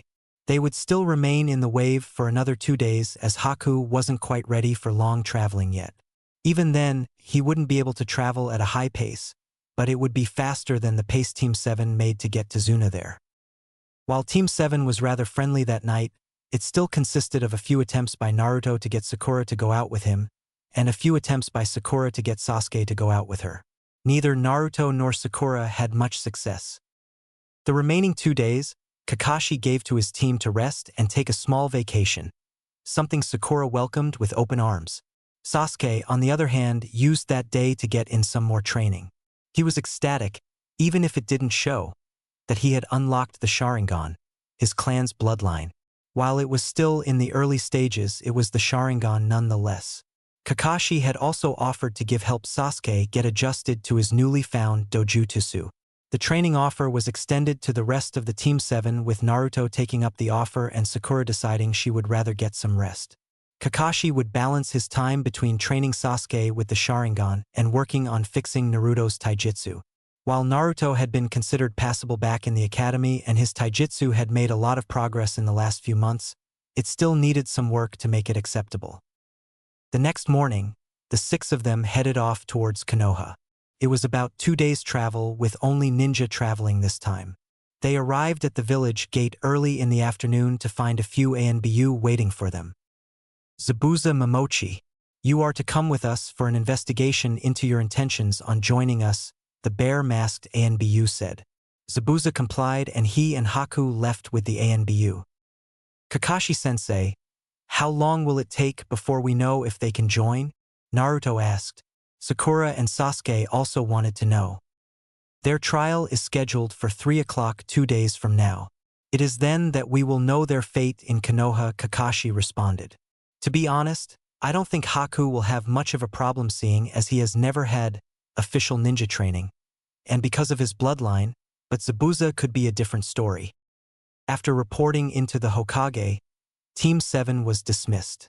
Despite still being a rookie, Naruto had just survived and completed an A-rank mission, something that was reserved for Haichunin and Jonin. He was ecstatic and decided to celebrate with Irika at Ichiraku. Much to Naruto's dismay, Team 7 was stuck doing D-rank missions the following 2 days. Kakashi figured that it would be better for them to get a few short missions before Zabuza's trial. Not to mention, they practically had an entire month's worth of training in a 3-week mission. It was getting close to 3 and they proceeded to the Academy Auditorium, where Zabuza's trial was to be held. When they got there, they found the room to be rather packed. Apparently word that the demon of the hidden mist wanting to join the village had spread. They managed to find a set of seats next to Team 8, with Naruto ending up to a poor Hinata who would be turning redder and redder throughout the entire thing. Next thing that happened, Mato Guy, the jonin in the village with a shiny black bowl haircut who was wearing green spandex, came in and started going on about their eternal rivalry. Guy was being a little too energetic and guy-like for the rest of Team 7, who were trying to inch their way away from the mighty green beast. This in turn pushed Naruto closer to Hinata until he was virtually on top of her. The close proximity of her crush caused the poor girl to faint in her chair. She wouldn't wake up for a while. As the trial started, the 3rd Hokage entered, along with some of the more prominent members of the village council. He announced to everyone the reason why they were there, although everyone pretty much knew why. Soon after, Zabuza and Haku entered the auditorium, escorted by a few ANBU. Zabuza Momochi, Haku Yuki, you are here today to justify your intent to join this village as ninja of Konoha. Is that correct? The 3rd began reading from the paper he was holding. Why don't we get straight to the point? Inoichi, Ibiki, what are the results of your interrogation sessions with Zabuza Momochi? Lord Hokage, Inoichi said, standing up. I will be honest. I was not expecting much to warrant admission of this missing nin into the village, especially given his record. Zabuza gave a slight TSK under his own breath. Inoichi then proceeded to present his report on the mental findings of Zabuza's mental stability. I do find that he is sincere in his request to join and serve the village of Konoha though. I have found the same to be true with Haku Yuki here as well. Very well, Inoichi, the Hokage said. Ibiki? Hokage-sama. Like Inoichi, I had high doubts about these two. While I do feel that Zabuza here is not lying, his previous record of instating a coup in Kirigakure no Sato must be taken into account, said Ibiki. Zabuza sighed as the Hokage began to speak again. Zabuza, do you have anything to say about your actions? Asked the Hokage. I do. I believe you have received reports on the state of the mist under the rule of the Sandai Mizukage, said Zabuza. Hiruzen nodded. One such measure he instigated was the blood limit purges. During that time, I encountered Haku, who I could not allow to suffer under the Mizukige's wrath. The village was not healthy under the Mizukige's suppression. However, even just a few glances of Konoha have told me that Kanahagakure no Sato is nothing like Kirigakure no Sato. It is a village that I would rather serve over Kirigakure no Sato. Very well. I have already discussed with the council about these two joining the village, and it appears that they have passed Inoichi and Ibiki's examination, the Hokage stated. Hamaru stood up and addressed the two in question. Zabuza Momochi Hakuyuki, it was decided the other day that should we determine that your intentions are good for Konoha, that you be granted a chance-earned citizenship. However, one thing that has intrigued us is Haku's bloodline. Haku, if you don't mind, there are some of us here who would like a demonstration of your abilities. Haku obliged and the chakra-suppressing cuffs were removed. He made a quick hand sigh. Hayatan. Demonic ice mirrors. With that, a mirror in front of Haku formed out of ice, and so did one on the other side of the room. The elders were impressed that the Yuki bloodline, the Hayatan, still existed. He performed a few more movements, jumping quickly from mirror to mirror, and showing off his accuracy with Senbon. So the Hayatan still exists, Danzo thought to himself. Hiruzen shot him a look, indication to Danzo not to try anything funny with this boy. It was known to a few of the higher-ups that Danzo was the leader of a secret ANBU organization known as Root. Over the past years, Hiruzen had managed to loosen Danzo's grip on village power, but he was still aware that Danzo would try to recruit some ninja with potential, Haku in particular, into his forces. Koharu then stood up to address Haku. Hakuyuki, you have demonstrated a rather advanced blood limit. Our records show that you are 13 years of age. By law of this village, if someone possesses a blood limit, they will be allowed to start a clan when they are of age, Koharu said. Kakashi knew this was going to happen with Haku, and he had mentioned to Zabuza beforehand. Granting Haku clan status was a way for them to further cement the bloodline into the village. The Hokage took the floor once again. Zabuza Momoichi, Hakuyuki, you will be allowed to serve under this village so long as you comply with our laws and regulations. Zabuza, you will be assigned the rank of Chunin. You will also be placed on probation for the next 2 months along with supervised mission duty for the following 4 months.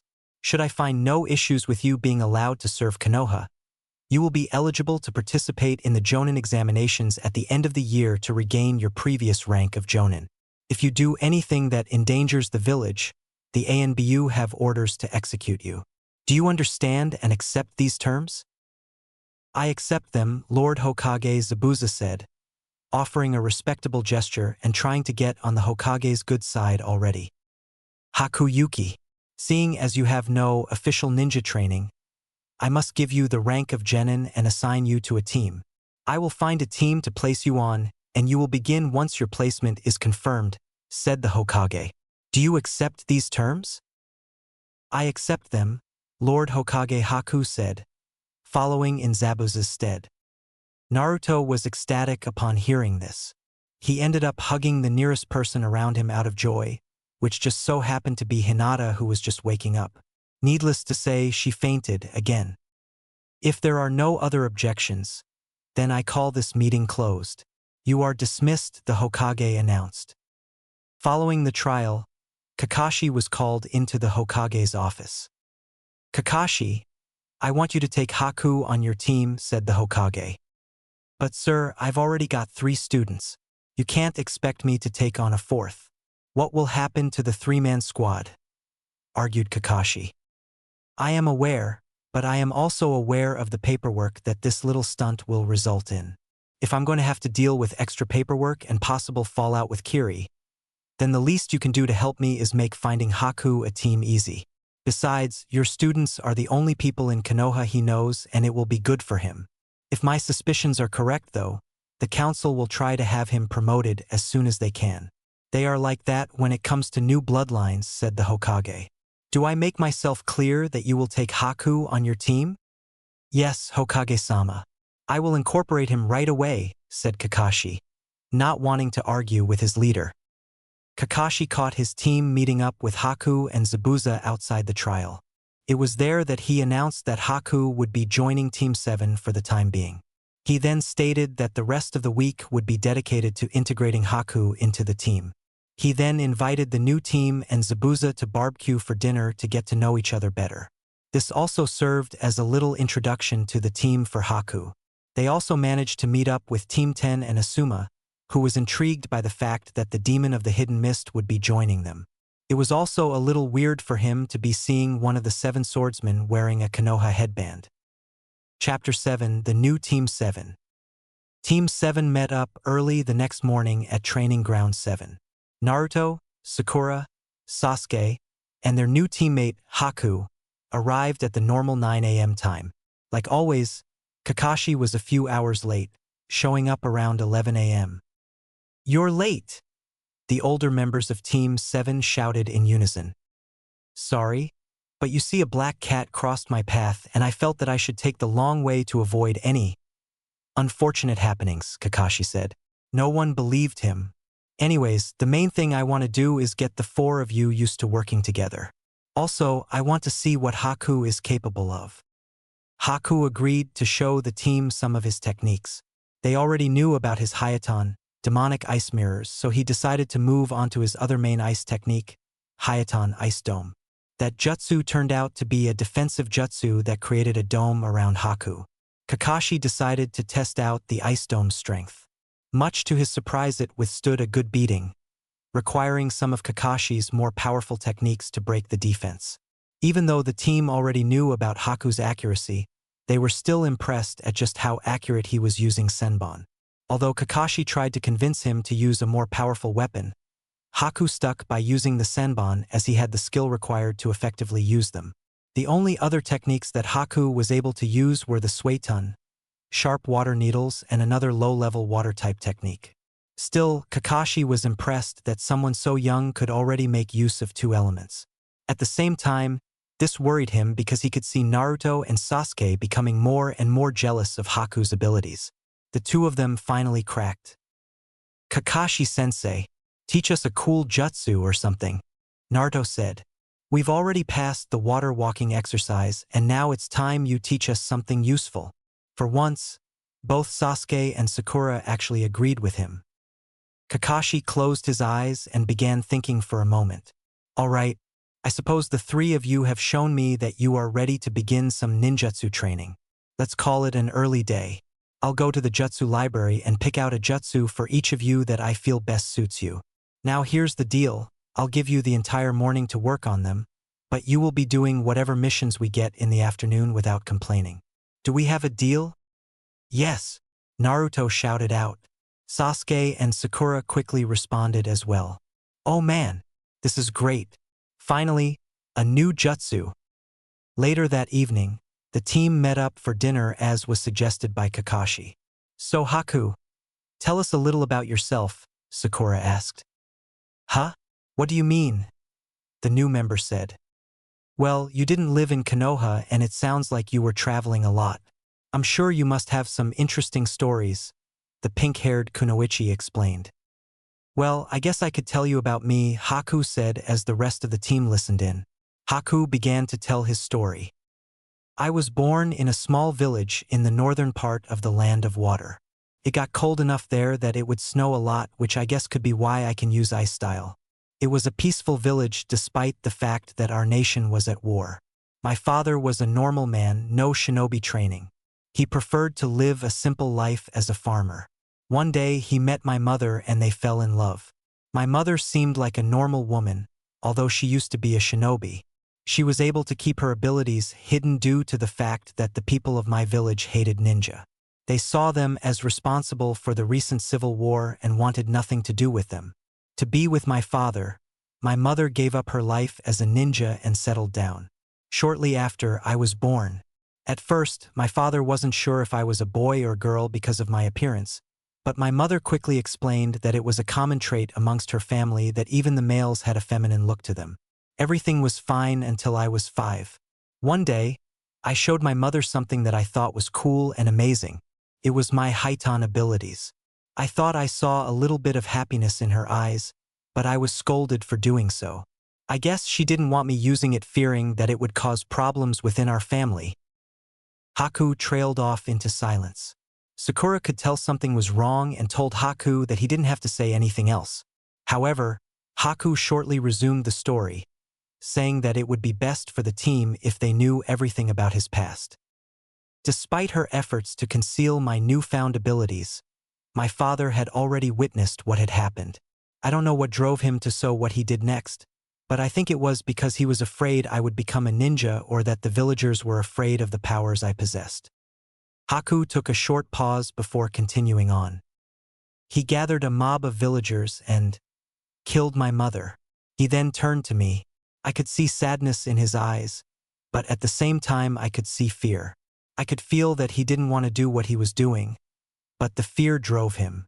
Looking over at my mother, lying dead next to me, I lost control of my power and encased the entire mob in ice, effectively killing them. Naruto stared wide-eyed at Haku. To his surprise, what Haku had experienced was similar to his childhood. He was certain that the villagers did not hate him, but they feared what was sealed inside him, the Kyuubi. Haku, I'm sorry that happened to you. Believe me, I know how you feel, the blonde-haired ninja said. I cannot explain why, but for some reason the villagers wanted nothing to do with me. Even now, they harass me. The rest of Team 7 had no idea what Naruto's childhood was truly like. I suppose the only one who could relate the best with Naruto was Sasuke, but even then it wasn't quite the same. Naruto told a few things about his own childhood, how the village hated him, how a mob was formed on his birthday each year, and how most of the village wished he was either gone or dead. He didn't reveal the reason for it, but he knew why they hated him. He had first realized the night when Mizuki had him steal the Forbidden Scroll. After that, the Sandaime had told Naruto a few more details on the secret that Mizuki had spilled. I'm sorry you had it like that. What are you going to do? Haku asked. I'm going to show them the real me. Even though they treat me like shit sometimes, I know that they are good people and I just need to show them that I will protect them, Naruto said. Haku was inspired by the boy's resolve. It's my dream. I will become Hokage and with that, the entire village will recognize me. I see. It seems like me, you have found some precious people that have already saved you from the hell that is loneliness, said Haku. Yeah, I found a few people willing to recognize like the old man Hokage, Iruka-sensei, Kakashi-sensei, Sakura, and even the team over there. He doesn't admit it, but I see the way he looks at me when we train together. He acknowledges that I am there and we use each other to push ourselves further, Naruto explained. Kakashi and Sakura thought what he was saying was sweet. Sasuke just shrugged it off, but the idiot was right. I am glad, because I also found someone who saw me as something more, Haku said. Zabuza, Sakura responded. Yes, and with that, Haku resumed his story. I was orphaned for about a few months. Even though it was cold outside due to the snow, my bloodline protected me. Then one day I met Zabuza. At first, he just looked at me with pity, but then I saw in his eyes that he felt the same loneliness that I did. After that meeting, I joined him in his quest. After some time, he asked me to become his weapon, to serve as a shinobi with him. Before I met him, I lost my purpose in life. However, when he asked me to become a shinobi, it's as if he gave me a new purpose to live. I gladly accepted. Over the next couple of years, he trained me in the way of the shinobi and I eventually became his weapon. However, I will admit that I never liked the killing that came with it. That explains why you didn't kill Naruto and Sasuke back in the Land of Waves, Kakashi realized. He had a few other questions regarding that battle, but decided to hold them off for a better day. Sasuke wasn't happy by the fact that Haku had been holding back against them. He made a promise to himself to defeat Haku in their next rematch. Haku had a little more of his story to tell. We traveled together, picking up jobs like the one we had in the Land of Waves. During our journey, I remember meeting a man by the name Kimimaro. I remember him because I felt the same loneliness and sadness inside him that I once felt. I even offered for him to come along with us, but he refused, claiming he had to find his own way. I haven't seen him since, but I would sure like to know how he's been. Shortly after, we were given a job by Gato, and that leaves us where we currently are, in Konoha, becoming a team. Wow, it seems like you've lived a rough and confusing life, Sakura said. Yes, I guess you could say so, but everything is now. Before these past few days, I even felt that Zabuza was looking for a purpose in life. However, your village appears to have given him another chance to start over. He will never admit it, but I think he is truly grateful. Although he is already mad that there are ANBU following him everywhere, Kakashi just smiled at Haku's last comment. The next morning, the new Team 7 awaited Kakashi at the training ground. He had promised them cool new jutsu and they were going to get it. The only question now was how late would Kakashi be? Surprisingly, he was only about 45 minutes late this morning. A new record for him. Alright, as promised, I went to the library this morning while you were doing your mission, and I picked out some jutsu that I think you all should find useful, Kakashi said. He then handed a scroll to Naruto. Seeing as you can already use the shadow clone jutsu, I thought this would be perfect for you.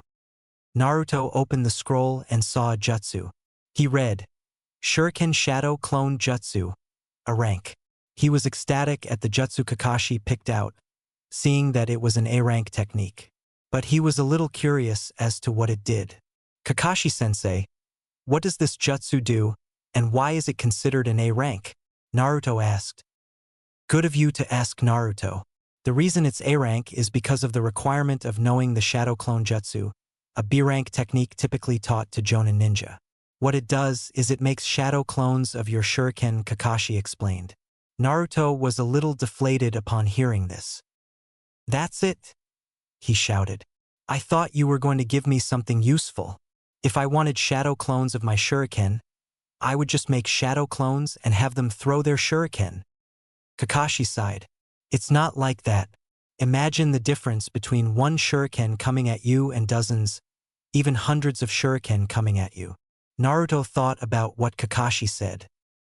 Well, one shuriken isn't much and it can be easily blocked, but a lot of shuriken, well, Naruto said. With a lot of shuriken, your first thought is to get out of the way, as the more there are, the more difficult it is to block them. Now imagine if you could throw one shuriken at your enemy, but hit them with over 30-inch with that. Kakashi pulled out a few shuriken and threw at a training post. Shuriken Shadow Clone Jutsu, he shouted. Just before the shuriken hit the post, they copied itself into about 100 shuriken. Now the post was filled with metal shuriken impaled in it. Naruto's jaw dropped and Kakashi just smiled. If timed correctly, it is a very useful and deadly move. Kakashi then handed a scroll to Sasuke. Keton, Dragon Fire Breath, Sasuke said, reading the description. B rank. Unlike your great fireball jutsu, this attack utilizes a constant stream of flames. Also, the range is greater, about double of your jutsu, and the flame is hotter, Kakashi said.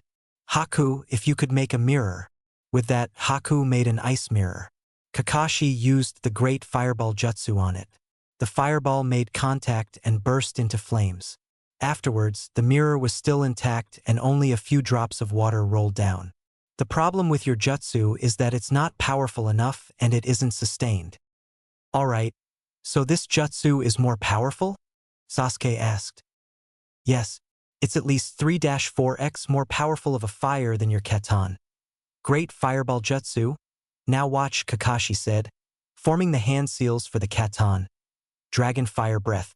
He sent a stream of flames towards the mirror.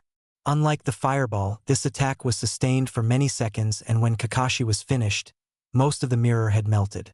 Sasuke just stared at the mirror and smiled. Now this is what he had wanted. Kakashi handed a scroll to Haku. Now this technique is a water-style jutsu, but I'm sure you can find some way to make an ice-style jutsu from it. Haku read the scroll. Suetun. Water Whip, C-rank, it read. Kakashi thought on the jutsu and performed it after a few minutes. A whip of water extended towards the training post, wrapping it up. It's not that powerful of a jutsu, but even I can see some potential for it to be greatly improved if you can incorporate your ice style into it. Haku gratefully accepted the task. Kakashi turned to Sakura. You were a little more difficult, but after analyzing your strengths, I think you would be better off learning a type of genjutsu, Kakashi said, handing her a scroll. And this technique reminded me a lot about you. Sakura opened the scroll and read, Cherry Blossom Blizzard. She now knew what Kakashi was talking about. Kakashi-sensei, what exactly is the point of Genjutsu? Naruto asked. Well, if an opponent uses a Genjutsu on you, she basically takes control of your chakra, disrupting their senses, unlike ninjutsu and taijutsu, which focuses on dealing physical harm to your opponent. Now, Genjutsu can either be illusionary or offensive. This one happens to be illusionary, but an offensive Genjutsu has the potential to do some major mental damage, Kakashi said. Don't panic. I am now going to use this Genjutsu on you. Kakashi activated the Genjutsu, and suddenly the 4 genin were enveloped in a blizzard of cherry blossoms. Soon, they all began to feel something tapping them on their back, but when they turned, there was nothing there but more cherry blossoms. Kakashi then came up behind Sakura and put a blunt knife to her neck and canceled the Genjutsu. Don't worry, Sakura. The knife wasn't sharp, Kakashi said as Sakura was rubbing her neck where the knife was. If you noticed, I tapped you all multiple times, but when you looked, you saw nothing, correct? The 4 genin nodded. Now imagine if every time I tapped you, I was actually stabbing you with a knife. They soon got what Kakashi was talking about. The strength of a Genjutsu depends on 2 things: the actual strength of the technique and the ability of the caster. A Genjutsu master can make the weakest Genjutsu stronger than the most powerful Genjutsu if it were used by a novice. While I am proficient in Genjutsu, if you need some expert advice, Sakura, I suggest you ask Kurenai Yuhi, sensei of Team 8. The 4 of them nodded at their sensei for the techniques that he gave them. Kakashi-sensei, speaking of Genjutsu, there is a way to counter Genjutsu. Are you going to show us how? Sasuke asked. I will, but why don't you work on these jutsu and I'll teach you how to counter Genjutsu next week, Kakashi said. Inside his head, he was laughing at his brilliance. This should keep Naruto and Sasuke quiet for a few weeks. Yes, he had purposefully given Naruto and Sasuke a high-level jutsu so that they would stop pestering him, and this way, so long as they played along like good little genin, everything would run smoothly for a few weeks at least. With Naruto, he heard a voice begin to speak inside his head. Naruto, Kurama said to him, since we are on the topic of Genjutsu, there is something I must tell you regarding the subject. I was able to be controlled by Genjutsu, but now that you and I are working together, it should have little to no effect on us. Why is that? Naruto asked the demon in his head. Basically, to disrupt a Genjutsu, it requires a disruption in your chakra flow. If you are in a Genjutsu, I can provide a small burst of chakra which should dispel it. It's one of the few things I can help you out with, given the current condition of this seal. Alright, that sounds good, Naruto responded. With that, Naruto returned to reality. The rest of the afternoon was spent practicing their jutsu. As expected, this jutsu quickly turned into a rivalry match between Naruto and Sasuke, and the two began diving head first into their new jutsu. The agreed conditions were that Naruto would have to produce a dozen shuriken from one shuriken, the equivalent of what Kakashi had done in the demonstration, and that wasn't the best Kakashi could do. And Sasuke had to be able to melt one of Haku's ice mirrors. Are you all in position? Called a voice over the wireless headset. I'm in position, called a feminine voice. I'm ready, called a slightly bored voice. I'm ready, called a new and kind of excited voice. Why the hell are we doing this mission again, sensei? Shouted a very loud voice. Because, Naruto, these D-ranks build teamwork and we need to incorporate Haku into this team.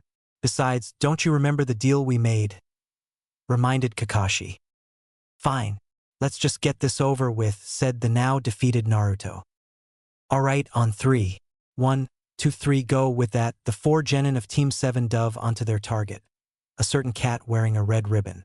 Yes, unfortunately for every genin of the village, the fire daimyo's wife was in town.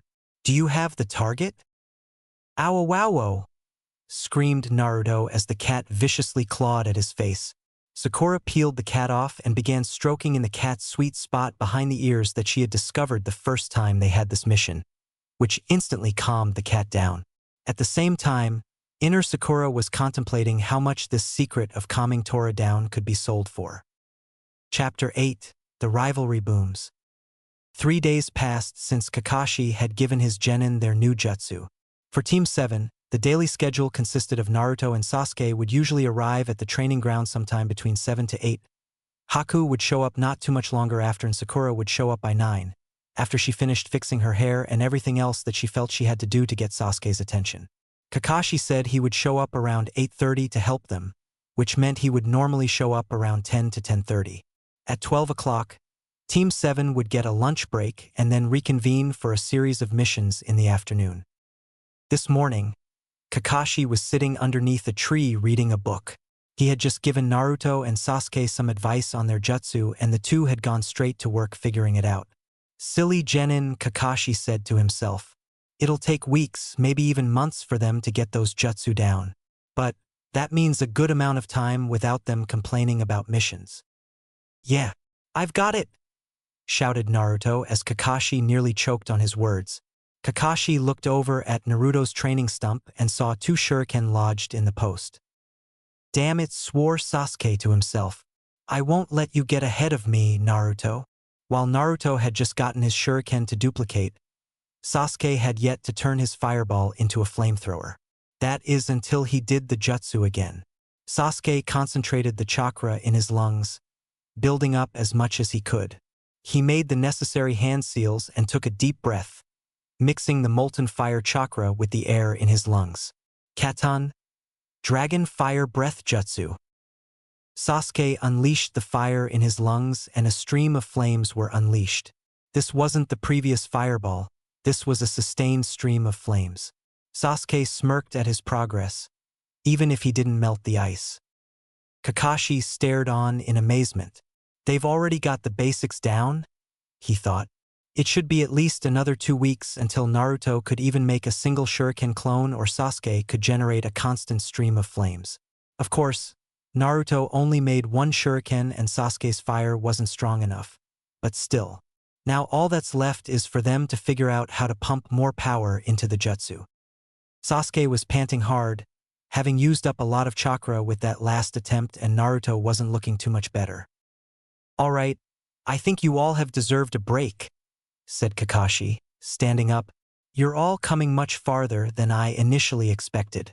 Why don't you grab lunch and I'll see you for missions later this afternoon? Sasuke, do you want to get lunch? Sakura asked. Like every other day, she was hoping Sasuke would say yes. I'd rather not, responded Sasuke. If you've got time to be bothering me, then you have time to be working on that jutsu Kakashi-sensei gave you. Sasuke left a deflated Sakura behind to go do whatever he did for lunch. Sakura, if you want you could come get some ramen with me, Naruto asked, trying to cheer his crush up. And why would I want to do that? Growled Sakura. Like every other day, Naruto had been rejected as well.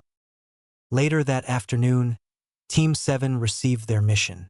It was a simple D rank again. While they wanted to complain, Naruto and Sasuke kept their mouth shut. There would be plenty of time for complaining when they got their jutsus down. However, Naruto was steadily getting tired of the D rank.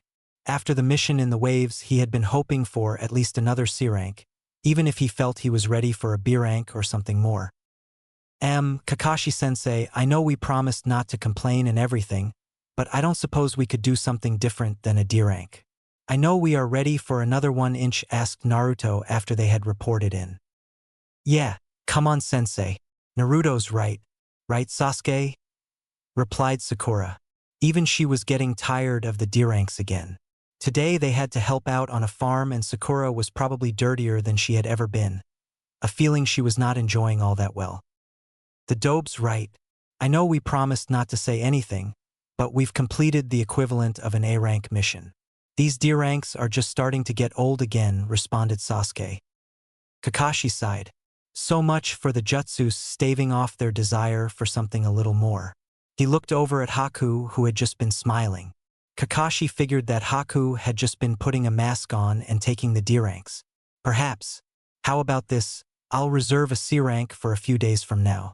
I want to get Haku to 10 missions before we take on some longer mission, and I suspect a few more days of D ranks will get him there. Why does Haku need to get to 10 missions? Asked Sakura. It was just part of the requirement that Hokage-sama gave me when he assigned Haku to this team, said Kakashi. In reality, he needed to get Haku to the 10 mission minimum for the Chunin exams that were coming up in a few weeks. The council had requested that Sasuke and Haku specifically be able to compete in these exams. In reality, they were most likely trying to kiss up to the last two bearers of a rare bloodline. "Fine, I suppose that will work," said Naruto. "Good. Now the four of you are done for today. I'll go and reserve our mission for a few days. Just remember that you have tomorrow off. I'll be around sometime around noon to help you, if you wish to train a little, as there is something I need to do in the morning."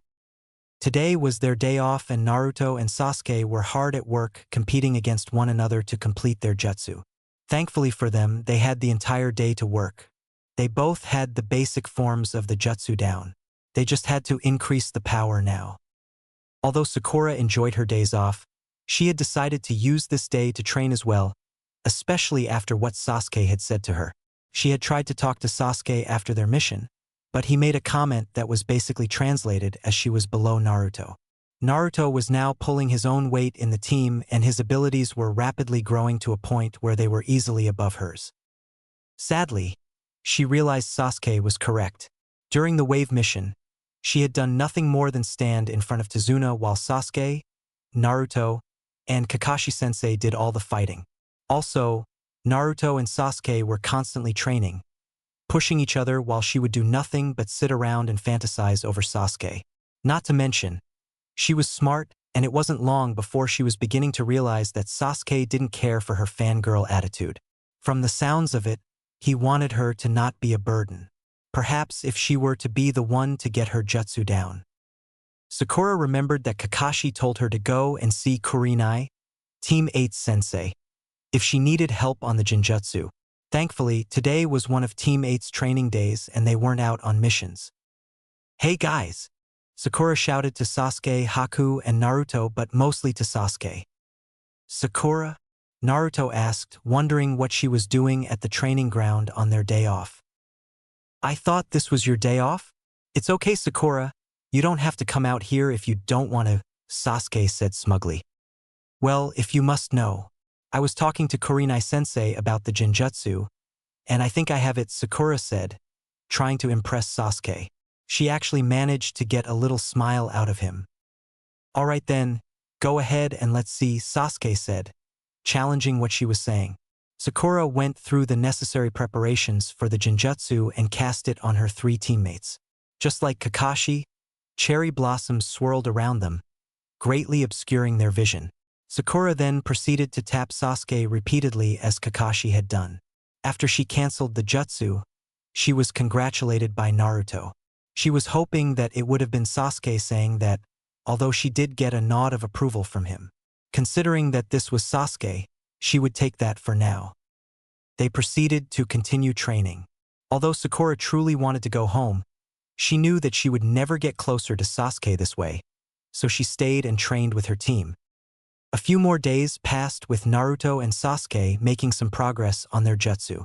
Tomorrow would be the day that Kakashi said that they would be getting a C-rank mission, and they knew that today would be the best day to get their jutsu down. It was getting late and Naruto and Sasuke were running low on chakra. They were either going to get their jutsu now with this last attempt or they wouldn't have enough chakra for another attempt. Naruto and Sasuke took one look at each other, which basically said, "Watch this. I'm going to complete my jutsu with this last go." Haku nodded and made an ice mirror while Naruto pulled out a shuriken. Both of them focused, gathering their chakra for the upcoming jutsu. At the same time Sasuke unleashed his fine, Naruto let his shuriken go. After everything happened, Sasuke inspected the ice mirror that was no longer there and Naruto went to count the number of shuriken in the stump.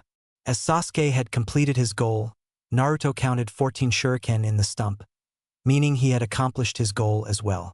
Up until now, Sasuke had always been beating Naruto even if just barely, but now they had tied. Naruto was gaining on him. Sasuke didn't like it and he had to push himself so that the dobe wouldn't beat him. Sasuke had to admit though, he probably would not have gotten his jutsu, his first B-rank jutsu, completed in the time that he did if it wasn't for Naruto pushing him. Even Kakashi had mentioned that he had expected that it should have taken them at least 2 weeks to get the first part of the jutsu, which was the fire stream. For Naruto, the first part was getting the first shuriken clone. However, he had the jutsu complete in just over a week, something Kakashi didn't even think was possible. He still didn't want to admit it, but perhaps he had found a worthwhile rival. Kakashi appeared the next morning outside the mission hall holding the C rank that he had promised his students. It was a delivery mission. A lord by the name of Fujiko Kazaka had purchased a sword from a local weapon shop in Konoha. The sword was an older katana, crafted by the legendary swordsmith Masamune a few centuries ago. The age and maker of the sword made it an incredibly valuable piece of work, and both the seller and client were certain that there would be a few bandits along the delivery route. While the sword was valuable to a lord, it wasn't special in a shinobi sense, making it very unlikely that the sword would be targeted by a shinobi. As such, a C-rank mission was requested to deliver the sword, and a team of genin who had survived a face-to-face encounter with Zabuza Momoichi, let alone one who studied under Zabuza, was expected to be more than enough protection for said mission. Kakashi-sensei, so what sort of cool mission are we doing today? Asked Naruto. It's a delivery mission, Naruto responded Kakashi. What? A delivery mission? But you promised us a cool C-rank mission. All the delivery missions so far have been nothing but boring D-ranks, complained Naruto. Kakashi just chuckled. This one's a little different. We have been assigned to deliver a valuable sword to Fujiko Kazaka, a lord in the northwestern part of the Land of Fire. While I don't expect any shinobi activity on this mission, the sword is valuable, and as such attractive to thieves and bandits. Now go pack for about 3 days and meet me at the gates in an hour, said Kakashi. Team 7 accepted the mission without any more complaints. A few thieves was much better than catching a cat or milking a cow. A few hours after they left the village, any boredom Naruto may have accumulated was soon ridded from him as they encountered their first bandit attack. A group of bandits, roughly half a dozen, emerged from the forest and demanded that the traveling ninja hand over any valuables they were carrying. When Kakashi denied their request, the bandits followed through on their threat and charged at the genin. Within about 20 seconds, all 6 of the bandits were incapacitated. Kakashi was glad to see that one of his students had put their new jutsu to good use. Sakura had used her genjutsu on the bandit she was facing to distract the man while she delivered a strong punch to the bandit's cheek, knocking him against a tree and unconscious. Naruto and Sasuke had both beaten their bandits pretty good, although they had not used the jutsu Kakashi had given them, which was understandable as their jutsus carried the potential to kill. It was hard distinguishing Haku's bandit from the porcupine that had just run out of the bushes a second ago. Kakashi's two were handled with ease, even more so than he had done with the demon brothers. The team continued on with their mission, and the following day, they wandered upon the remainder of the bandits had shown up. This time, it was roughly 24 bandits that had descended upon them. Sasuke and Naruto took one look at each other before the action started. This was most definitely a competition between the two of them now. Naruto ducked underneath one attack, responding by nailing the bandit in the stomach with a strong punch. This gave him a little breathing room as he summoned a few shadow clones to aid him. The clones soon went to work overpowering most of the bandits that had decided to take on. As they saw it, the short and stupid-looking one. Boy, were they mistaken when they were hit by the wave of orange. After he was finished with his bandits, Naruto looked over to see Sasuke sitting on top of a pile of battered, beaten, and burned bandits. 7, declared Naruto. Sasuke growled, having only beaten 6. That was before he noticed a forgotten bandit sneaking up behind him. Sasuke swung his foot at high speed around, catching the bandit in the side of the head, knocking him into a tree. There, 7. Naruto and Sasuke smirked at each other, satisfied that the other wasn't giving up so easily. A few days passed and Team 7 had returned to Konoha by that time. Today was designated as a training day for the team as Kakashi said that he had something to do. After lunch, Team 7 had met in an alleyway, waiting for Naruto, who had apparently forgotten something. Sakura was stuck waiting for Naruto as Sasuke and Haku had left to go train. When Naruto came back, he noticed something out of place. Is that supposed to be a rock? Naruto thought to himself. He took a few steps forward, only for the rock to follow him. Even the fox inside Naruto's head was confused at the rock. "What the hell is that?" said Kurama. "Don't even ask," Naruto said to his inner demon, dropping his head. Coming back to reality, he turned to face the rock. "What kind of rock is square with 2 holes? I can see right through that." "Just what I would expect from my rival," the rock said as it exploded, revealing Konohamaru, Moegi, and Udon. "Oh, it's just you, Konohamaru. So what do you want now?" Naruto asked, trying to get away from the kids so he could train and not let Sasuke get so far ahead of him. "Leader, are you free?" Moegi asked, trying to make herself cute and irresistible, which really doesn't work too well on Naruto. "Nope, I'm training," Naruto said. Meanwhile, Sakura was standing slightly behind him, watching the whole endeavor. "What? But you promised that you would play ninja with us today," Konohamaru shouted out. Why would a ninja want to play ninja?" Sakura asked, staring at the 3 kids with a look of annoyance. "Hey bro, who is this girl?" Konohamaru asked Naruto. "She's starting at him like she wants to eat him alive," he thought. Konohamaru got an idea in your head. "Huh?" Naruto asked, wondering what the kid was thinking. "Not bad bro. She's your..." He leaned closer to Naruto to whisper in his ear. "Girlfriend." "Hee. You brats are very perceptive," Naruto said, just as a fist made contact with his face, sending him flying back into a fence. Konohamaru turned to Sakura, who was now looked like she was ready to kill the 3 kids. "How dare you, you ugly bitch," Konohamaru said, pushing his luck too far. Sakura smacked him, leaving just as many lumps on his head as Naruto had gotten. Once the 2 regained consciousness, Konohamaru still didn't learn his lesson. "Damn it, that ugly huge forehead. Is that really a girl?" Naruto got a signal from the fox in his head to run as they turned around to see Sakura charging full steam towards them. "Ouch, that hurt," Konohamaru said, running into something solid.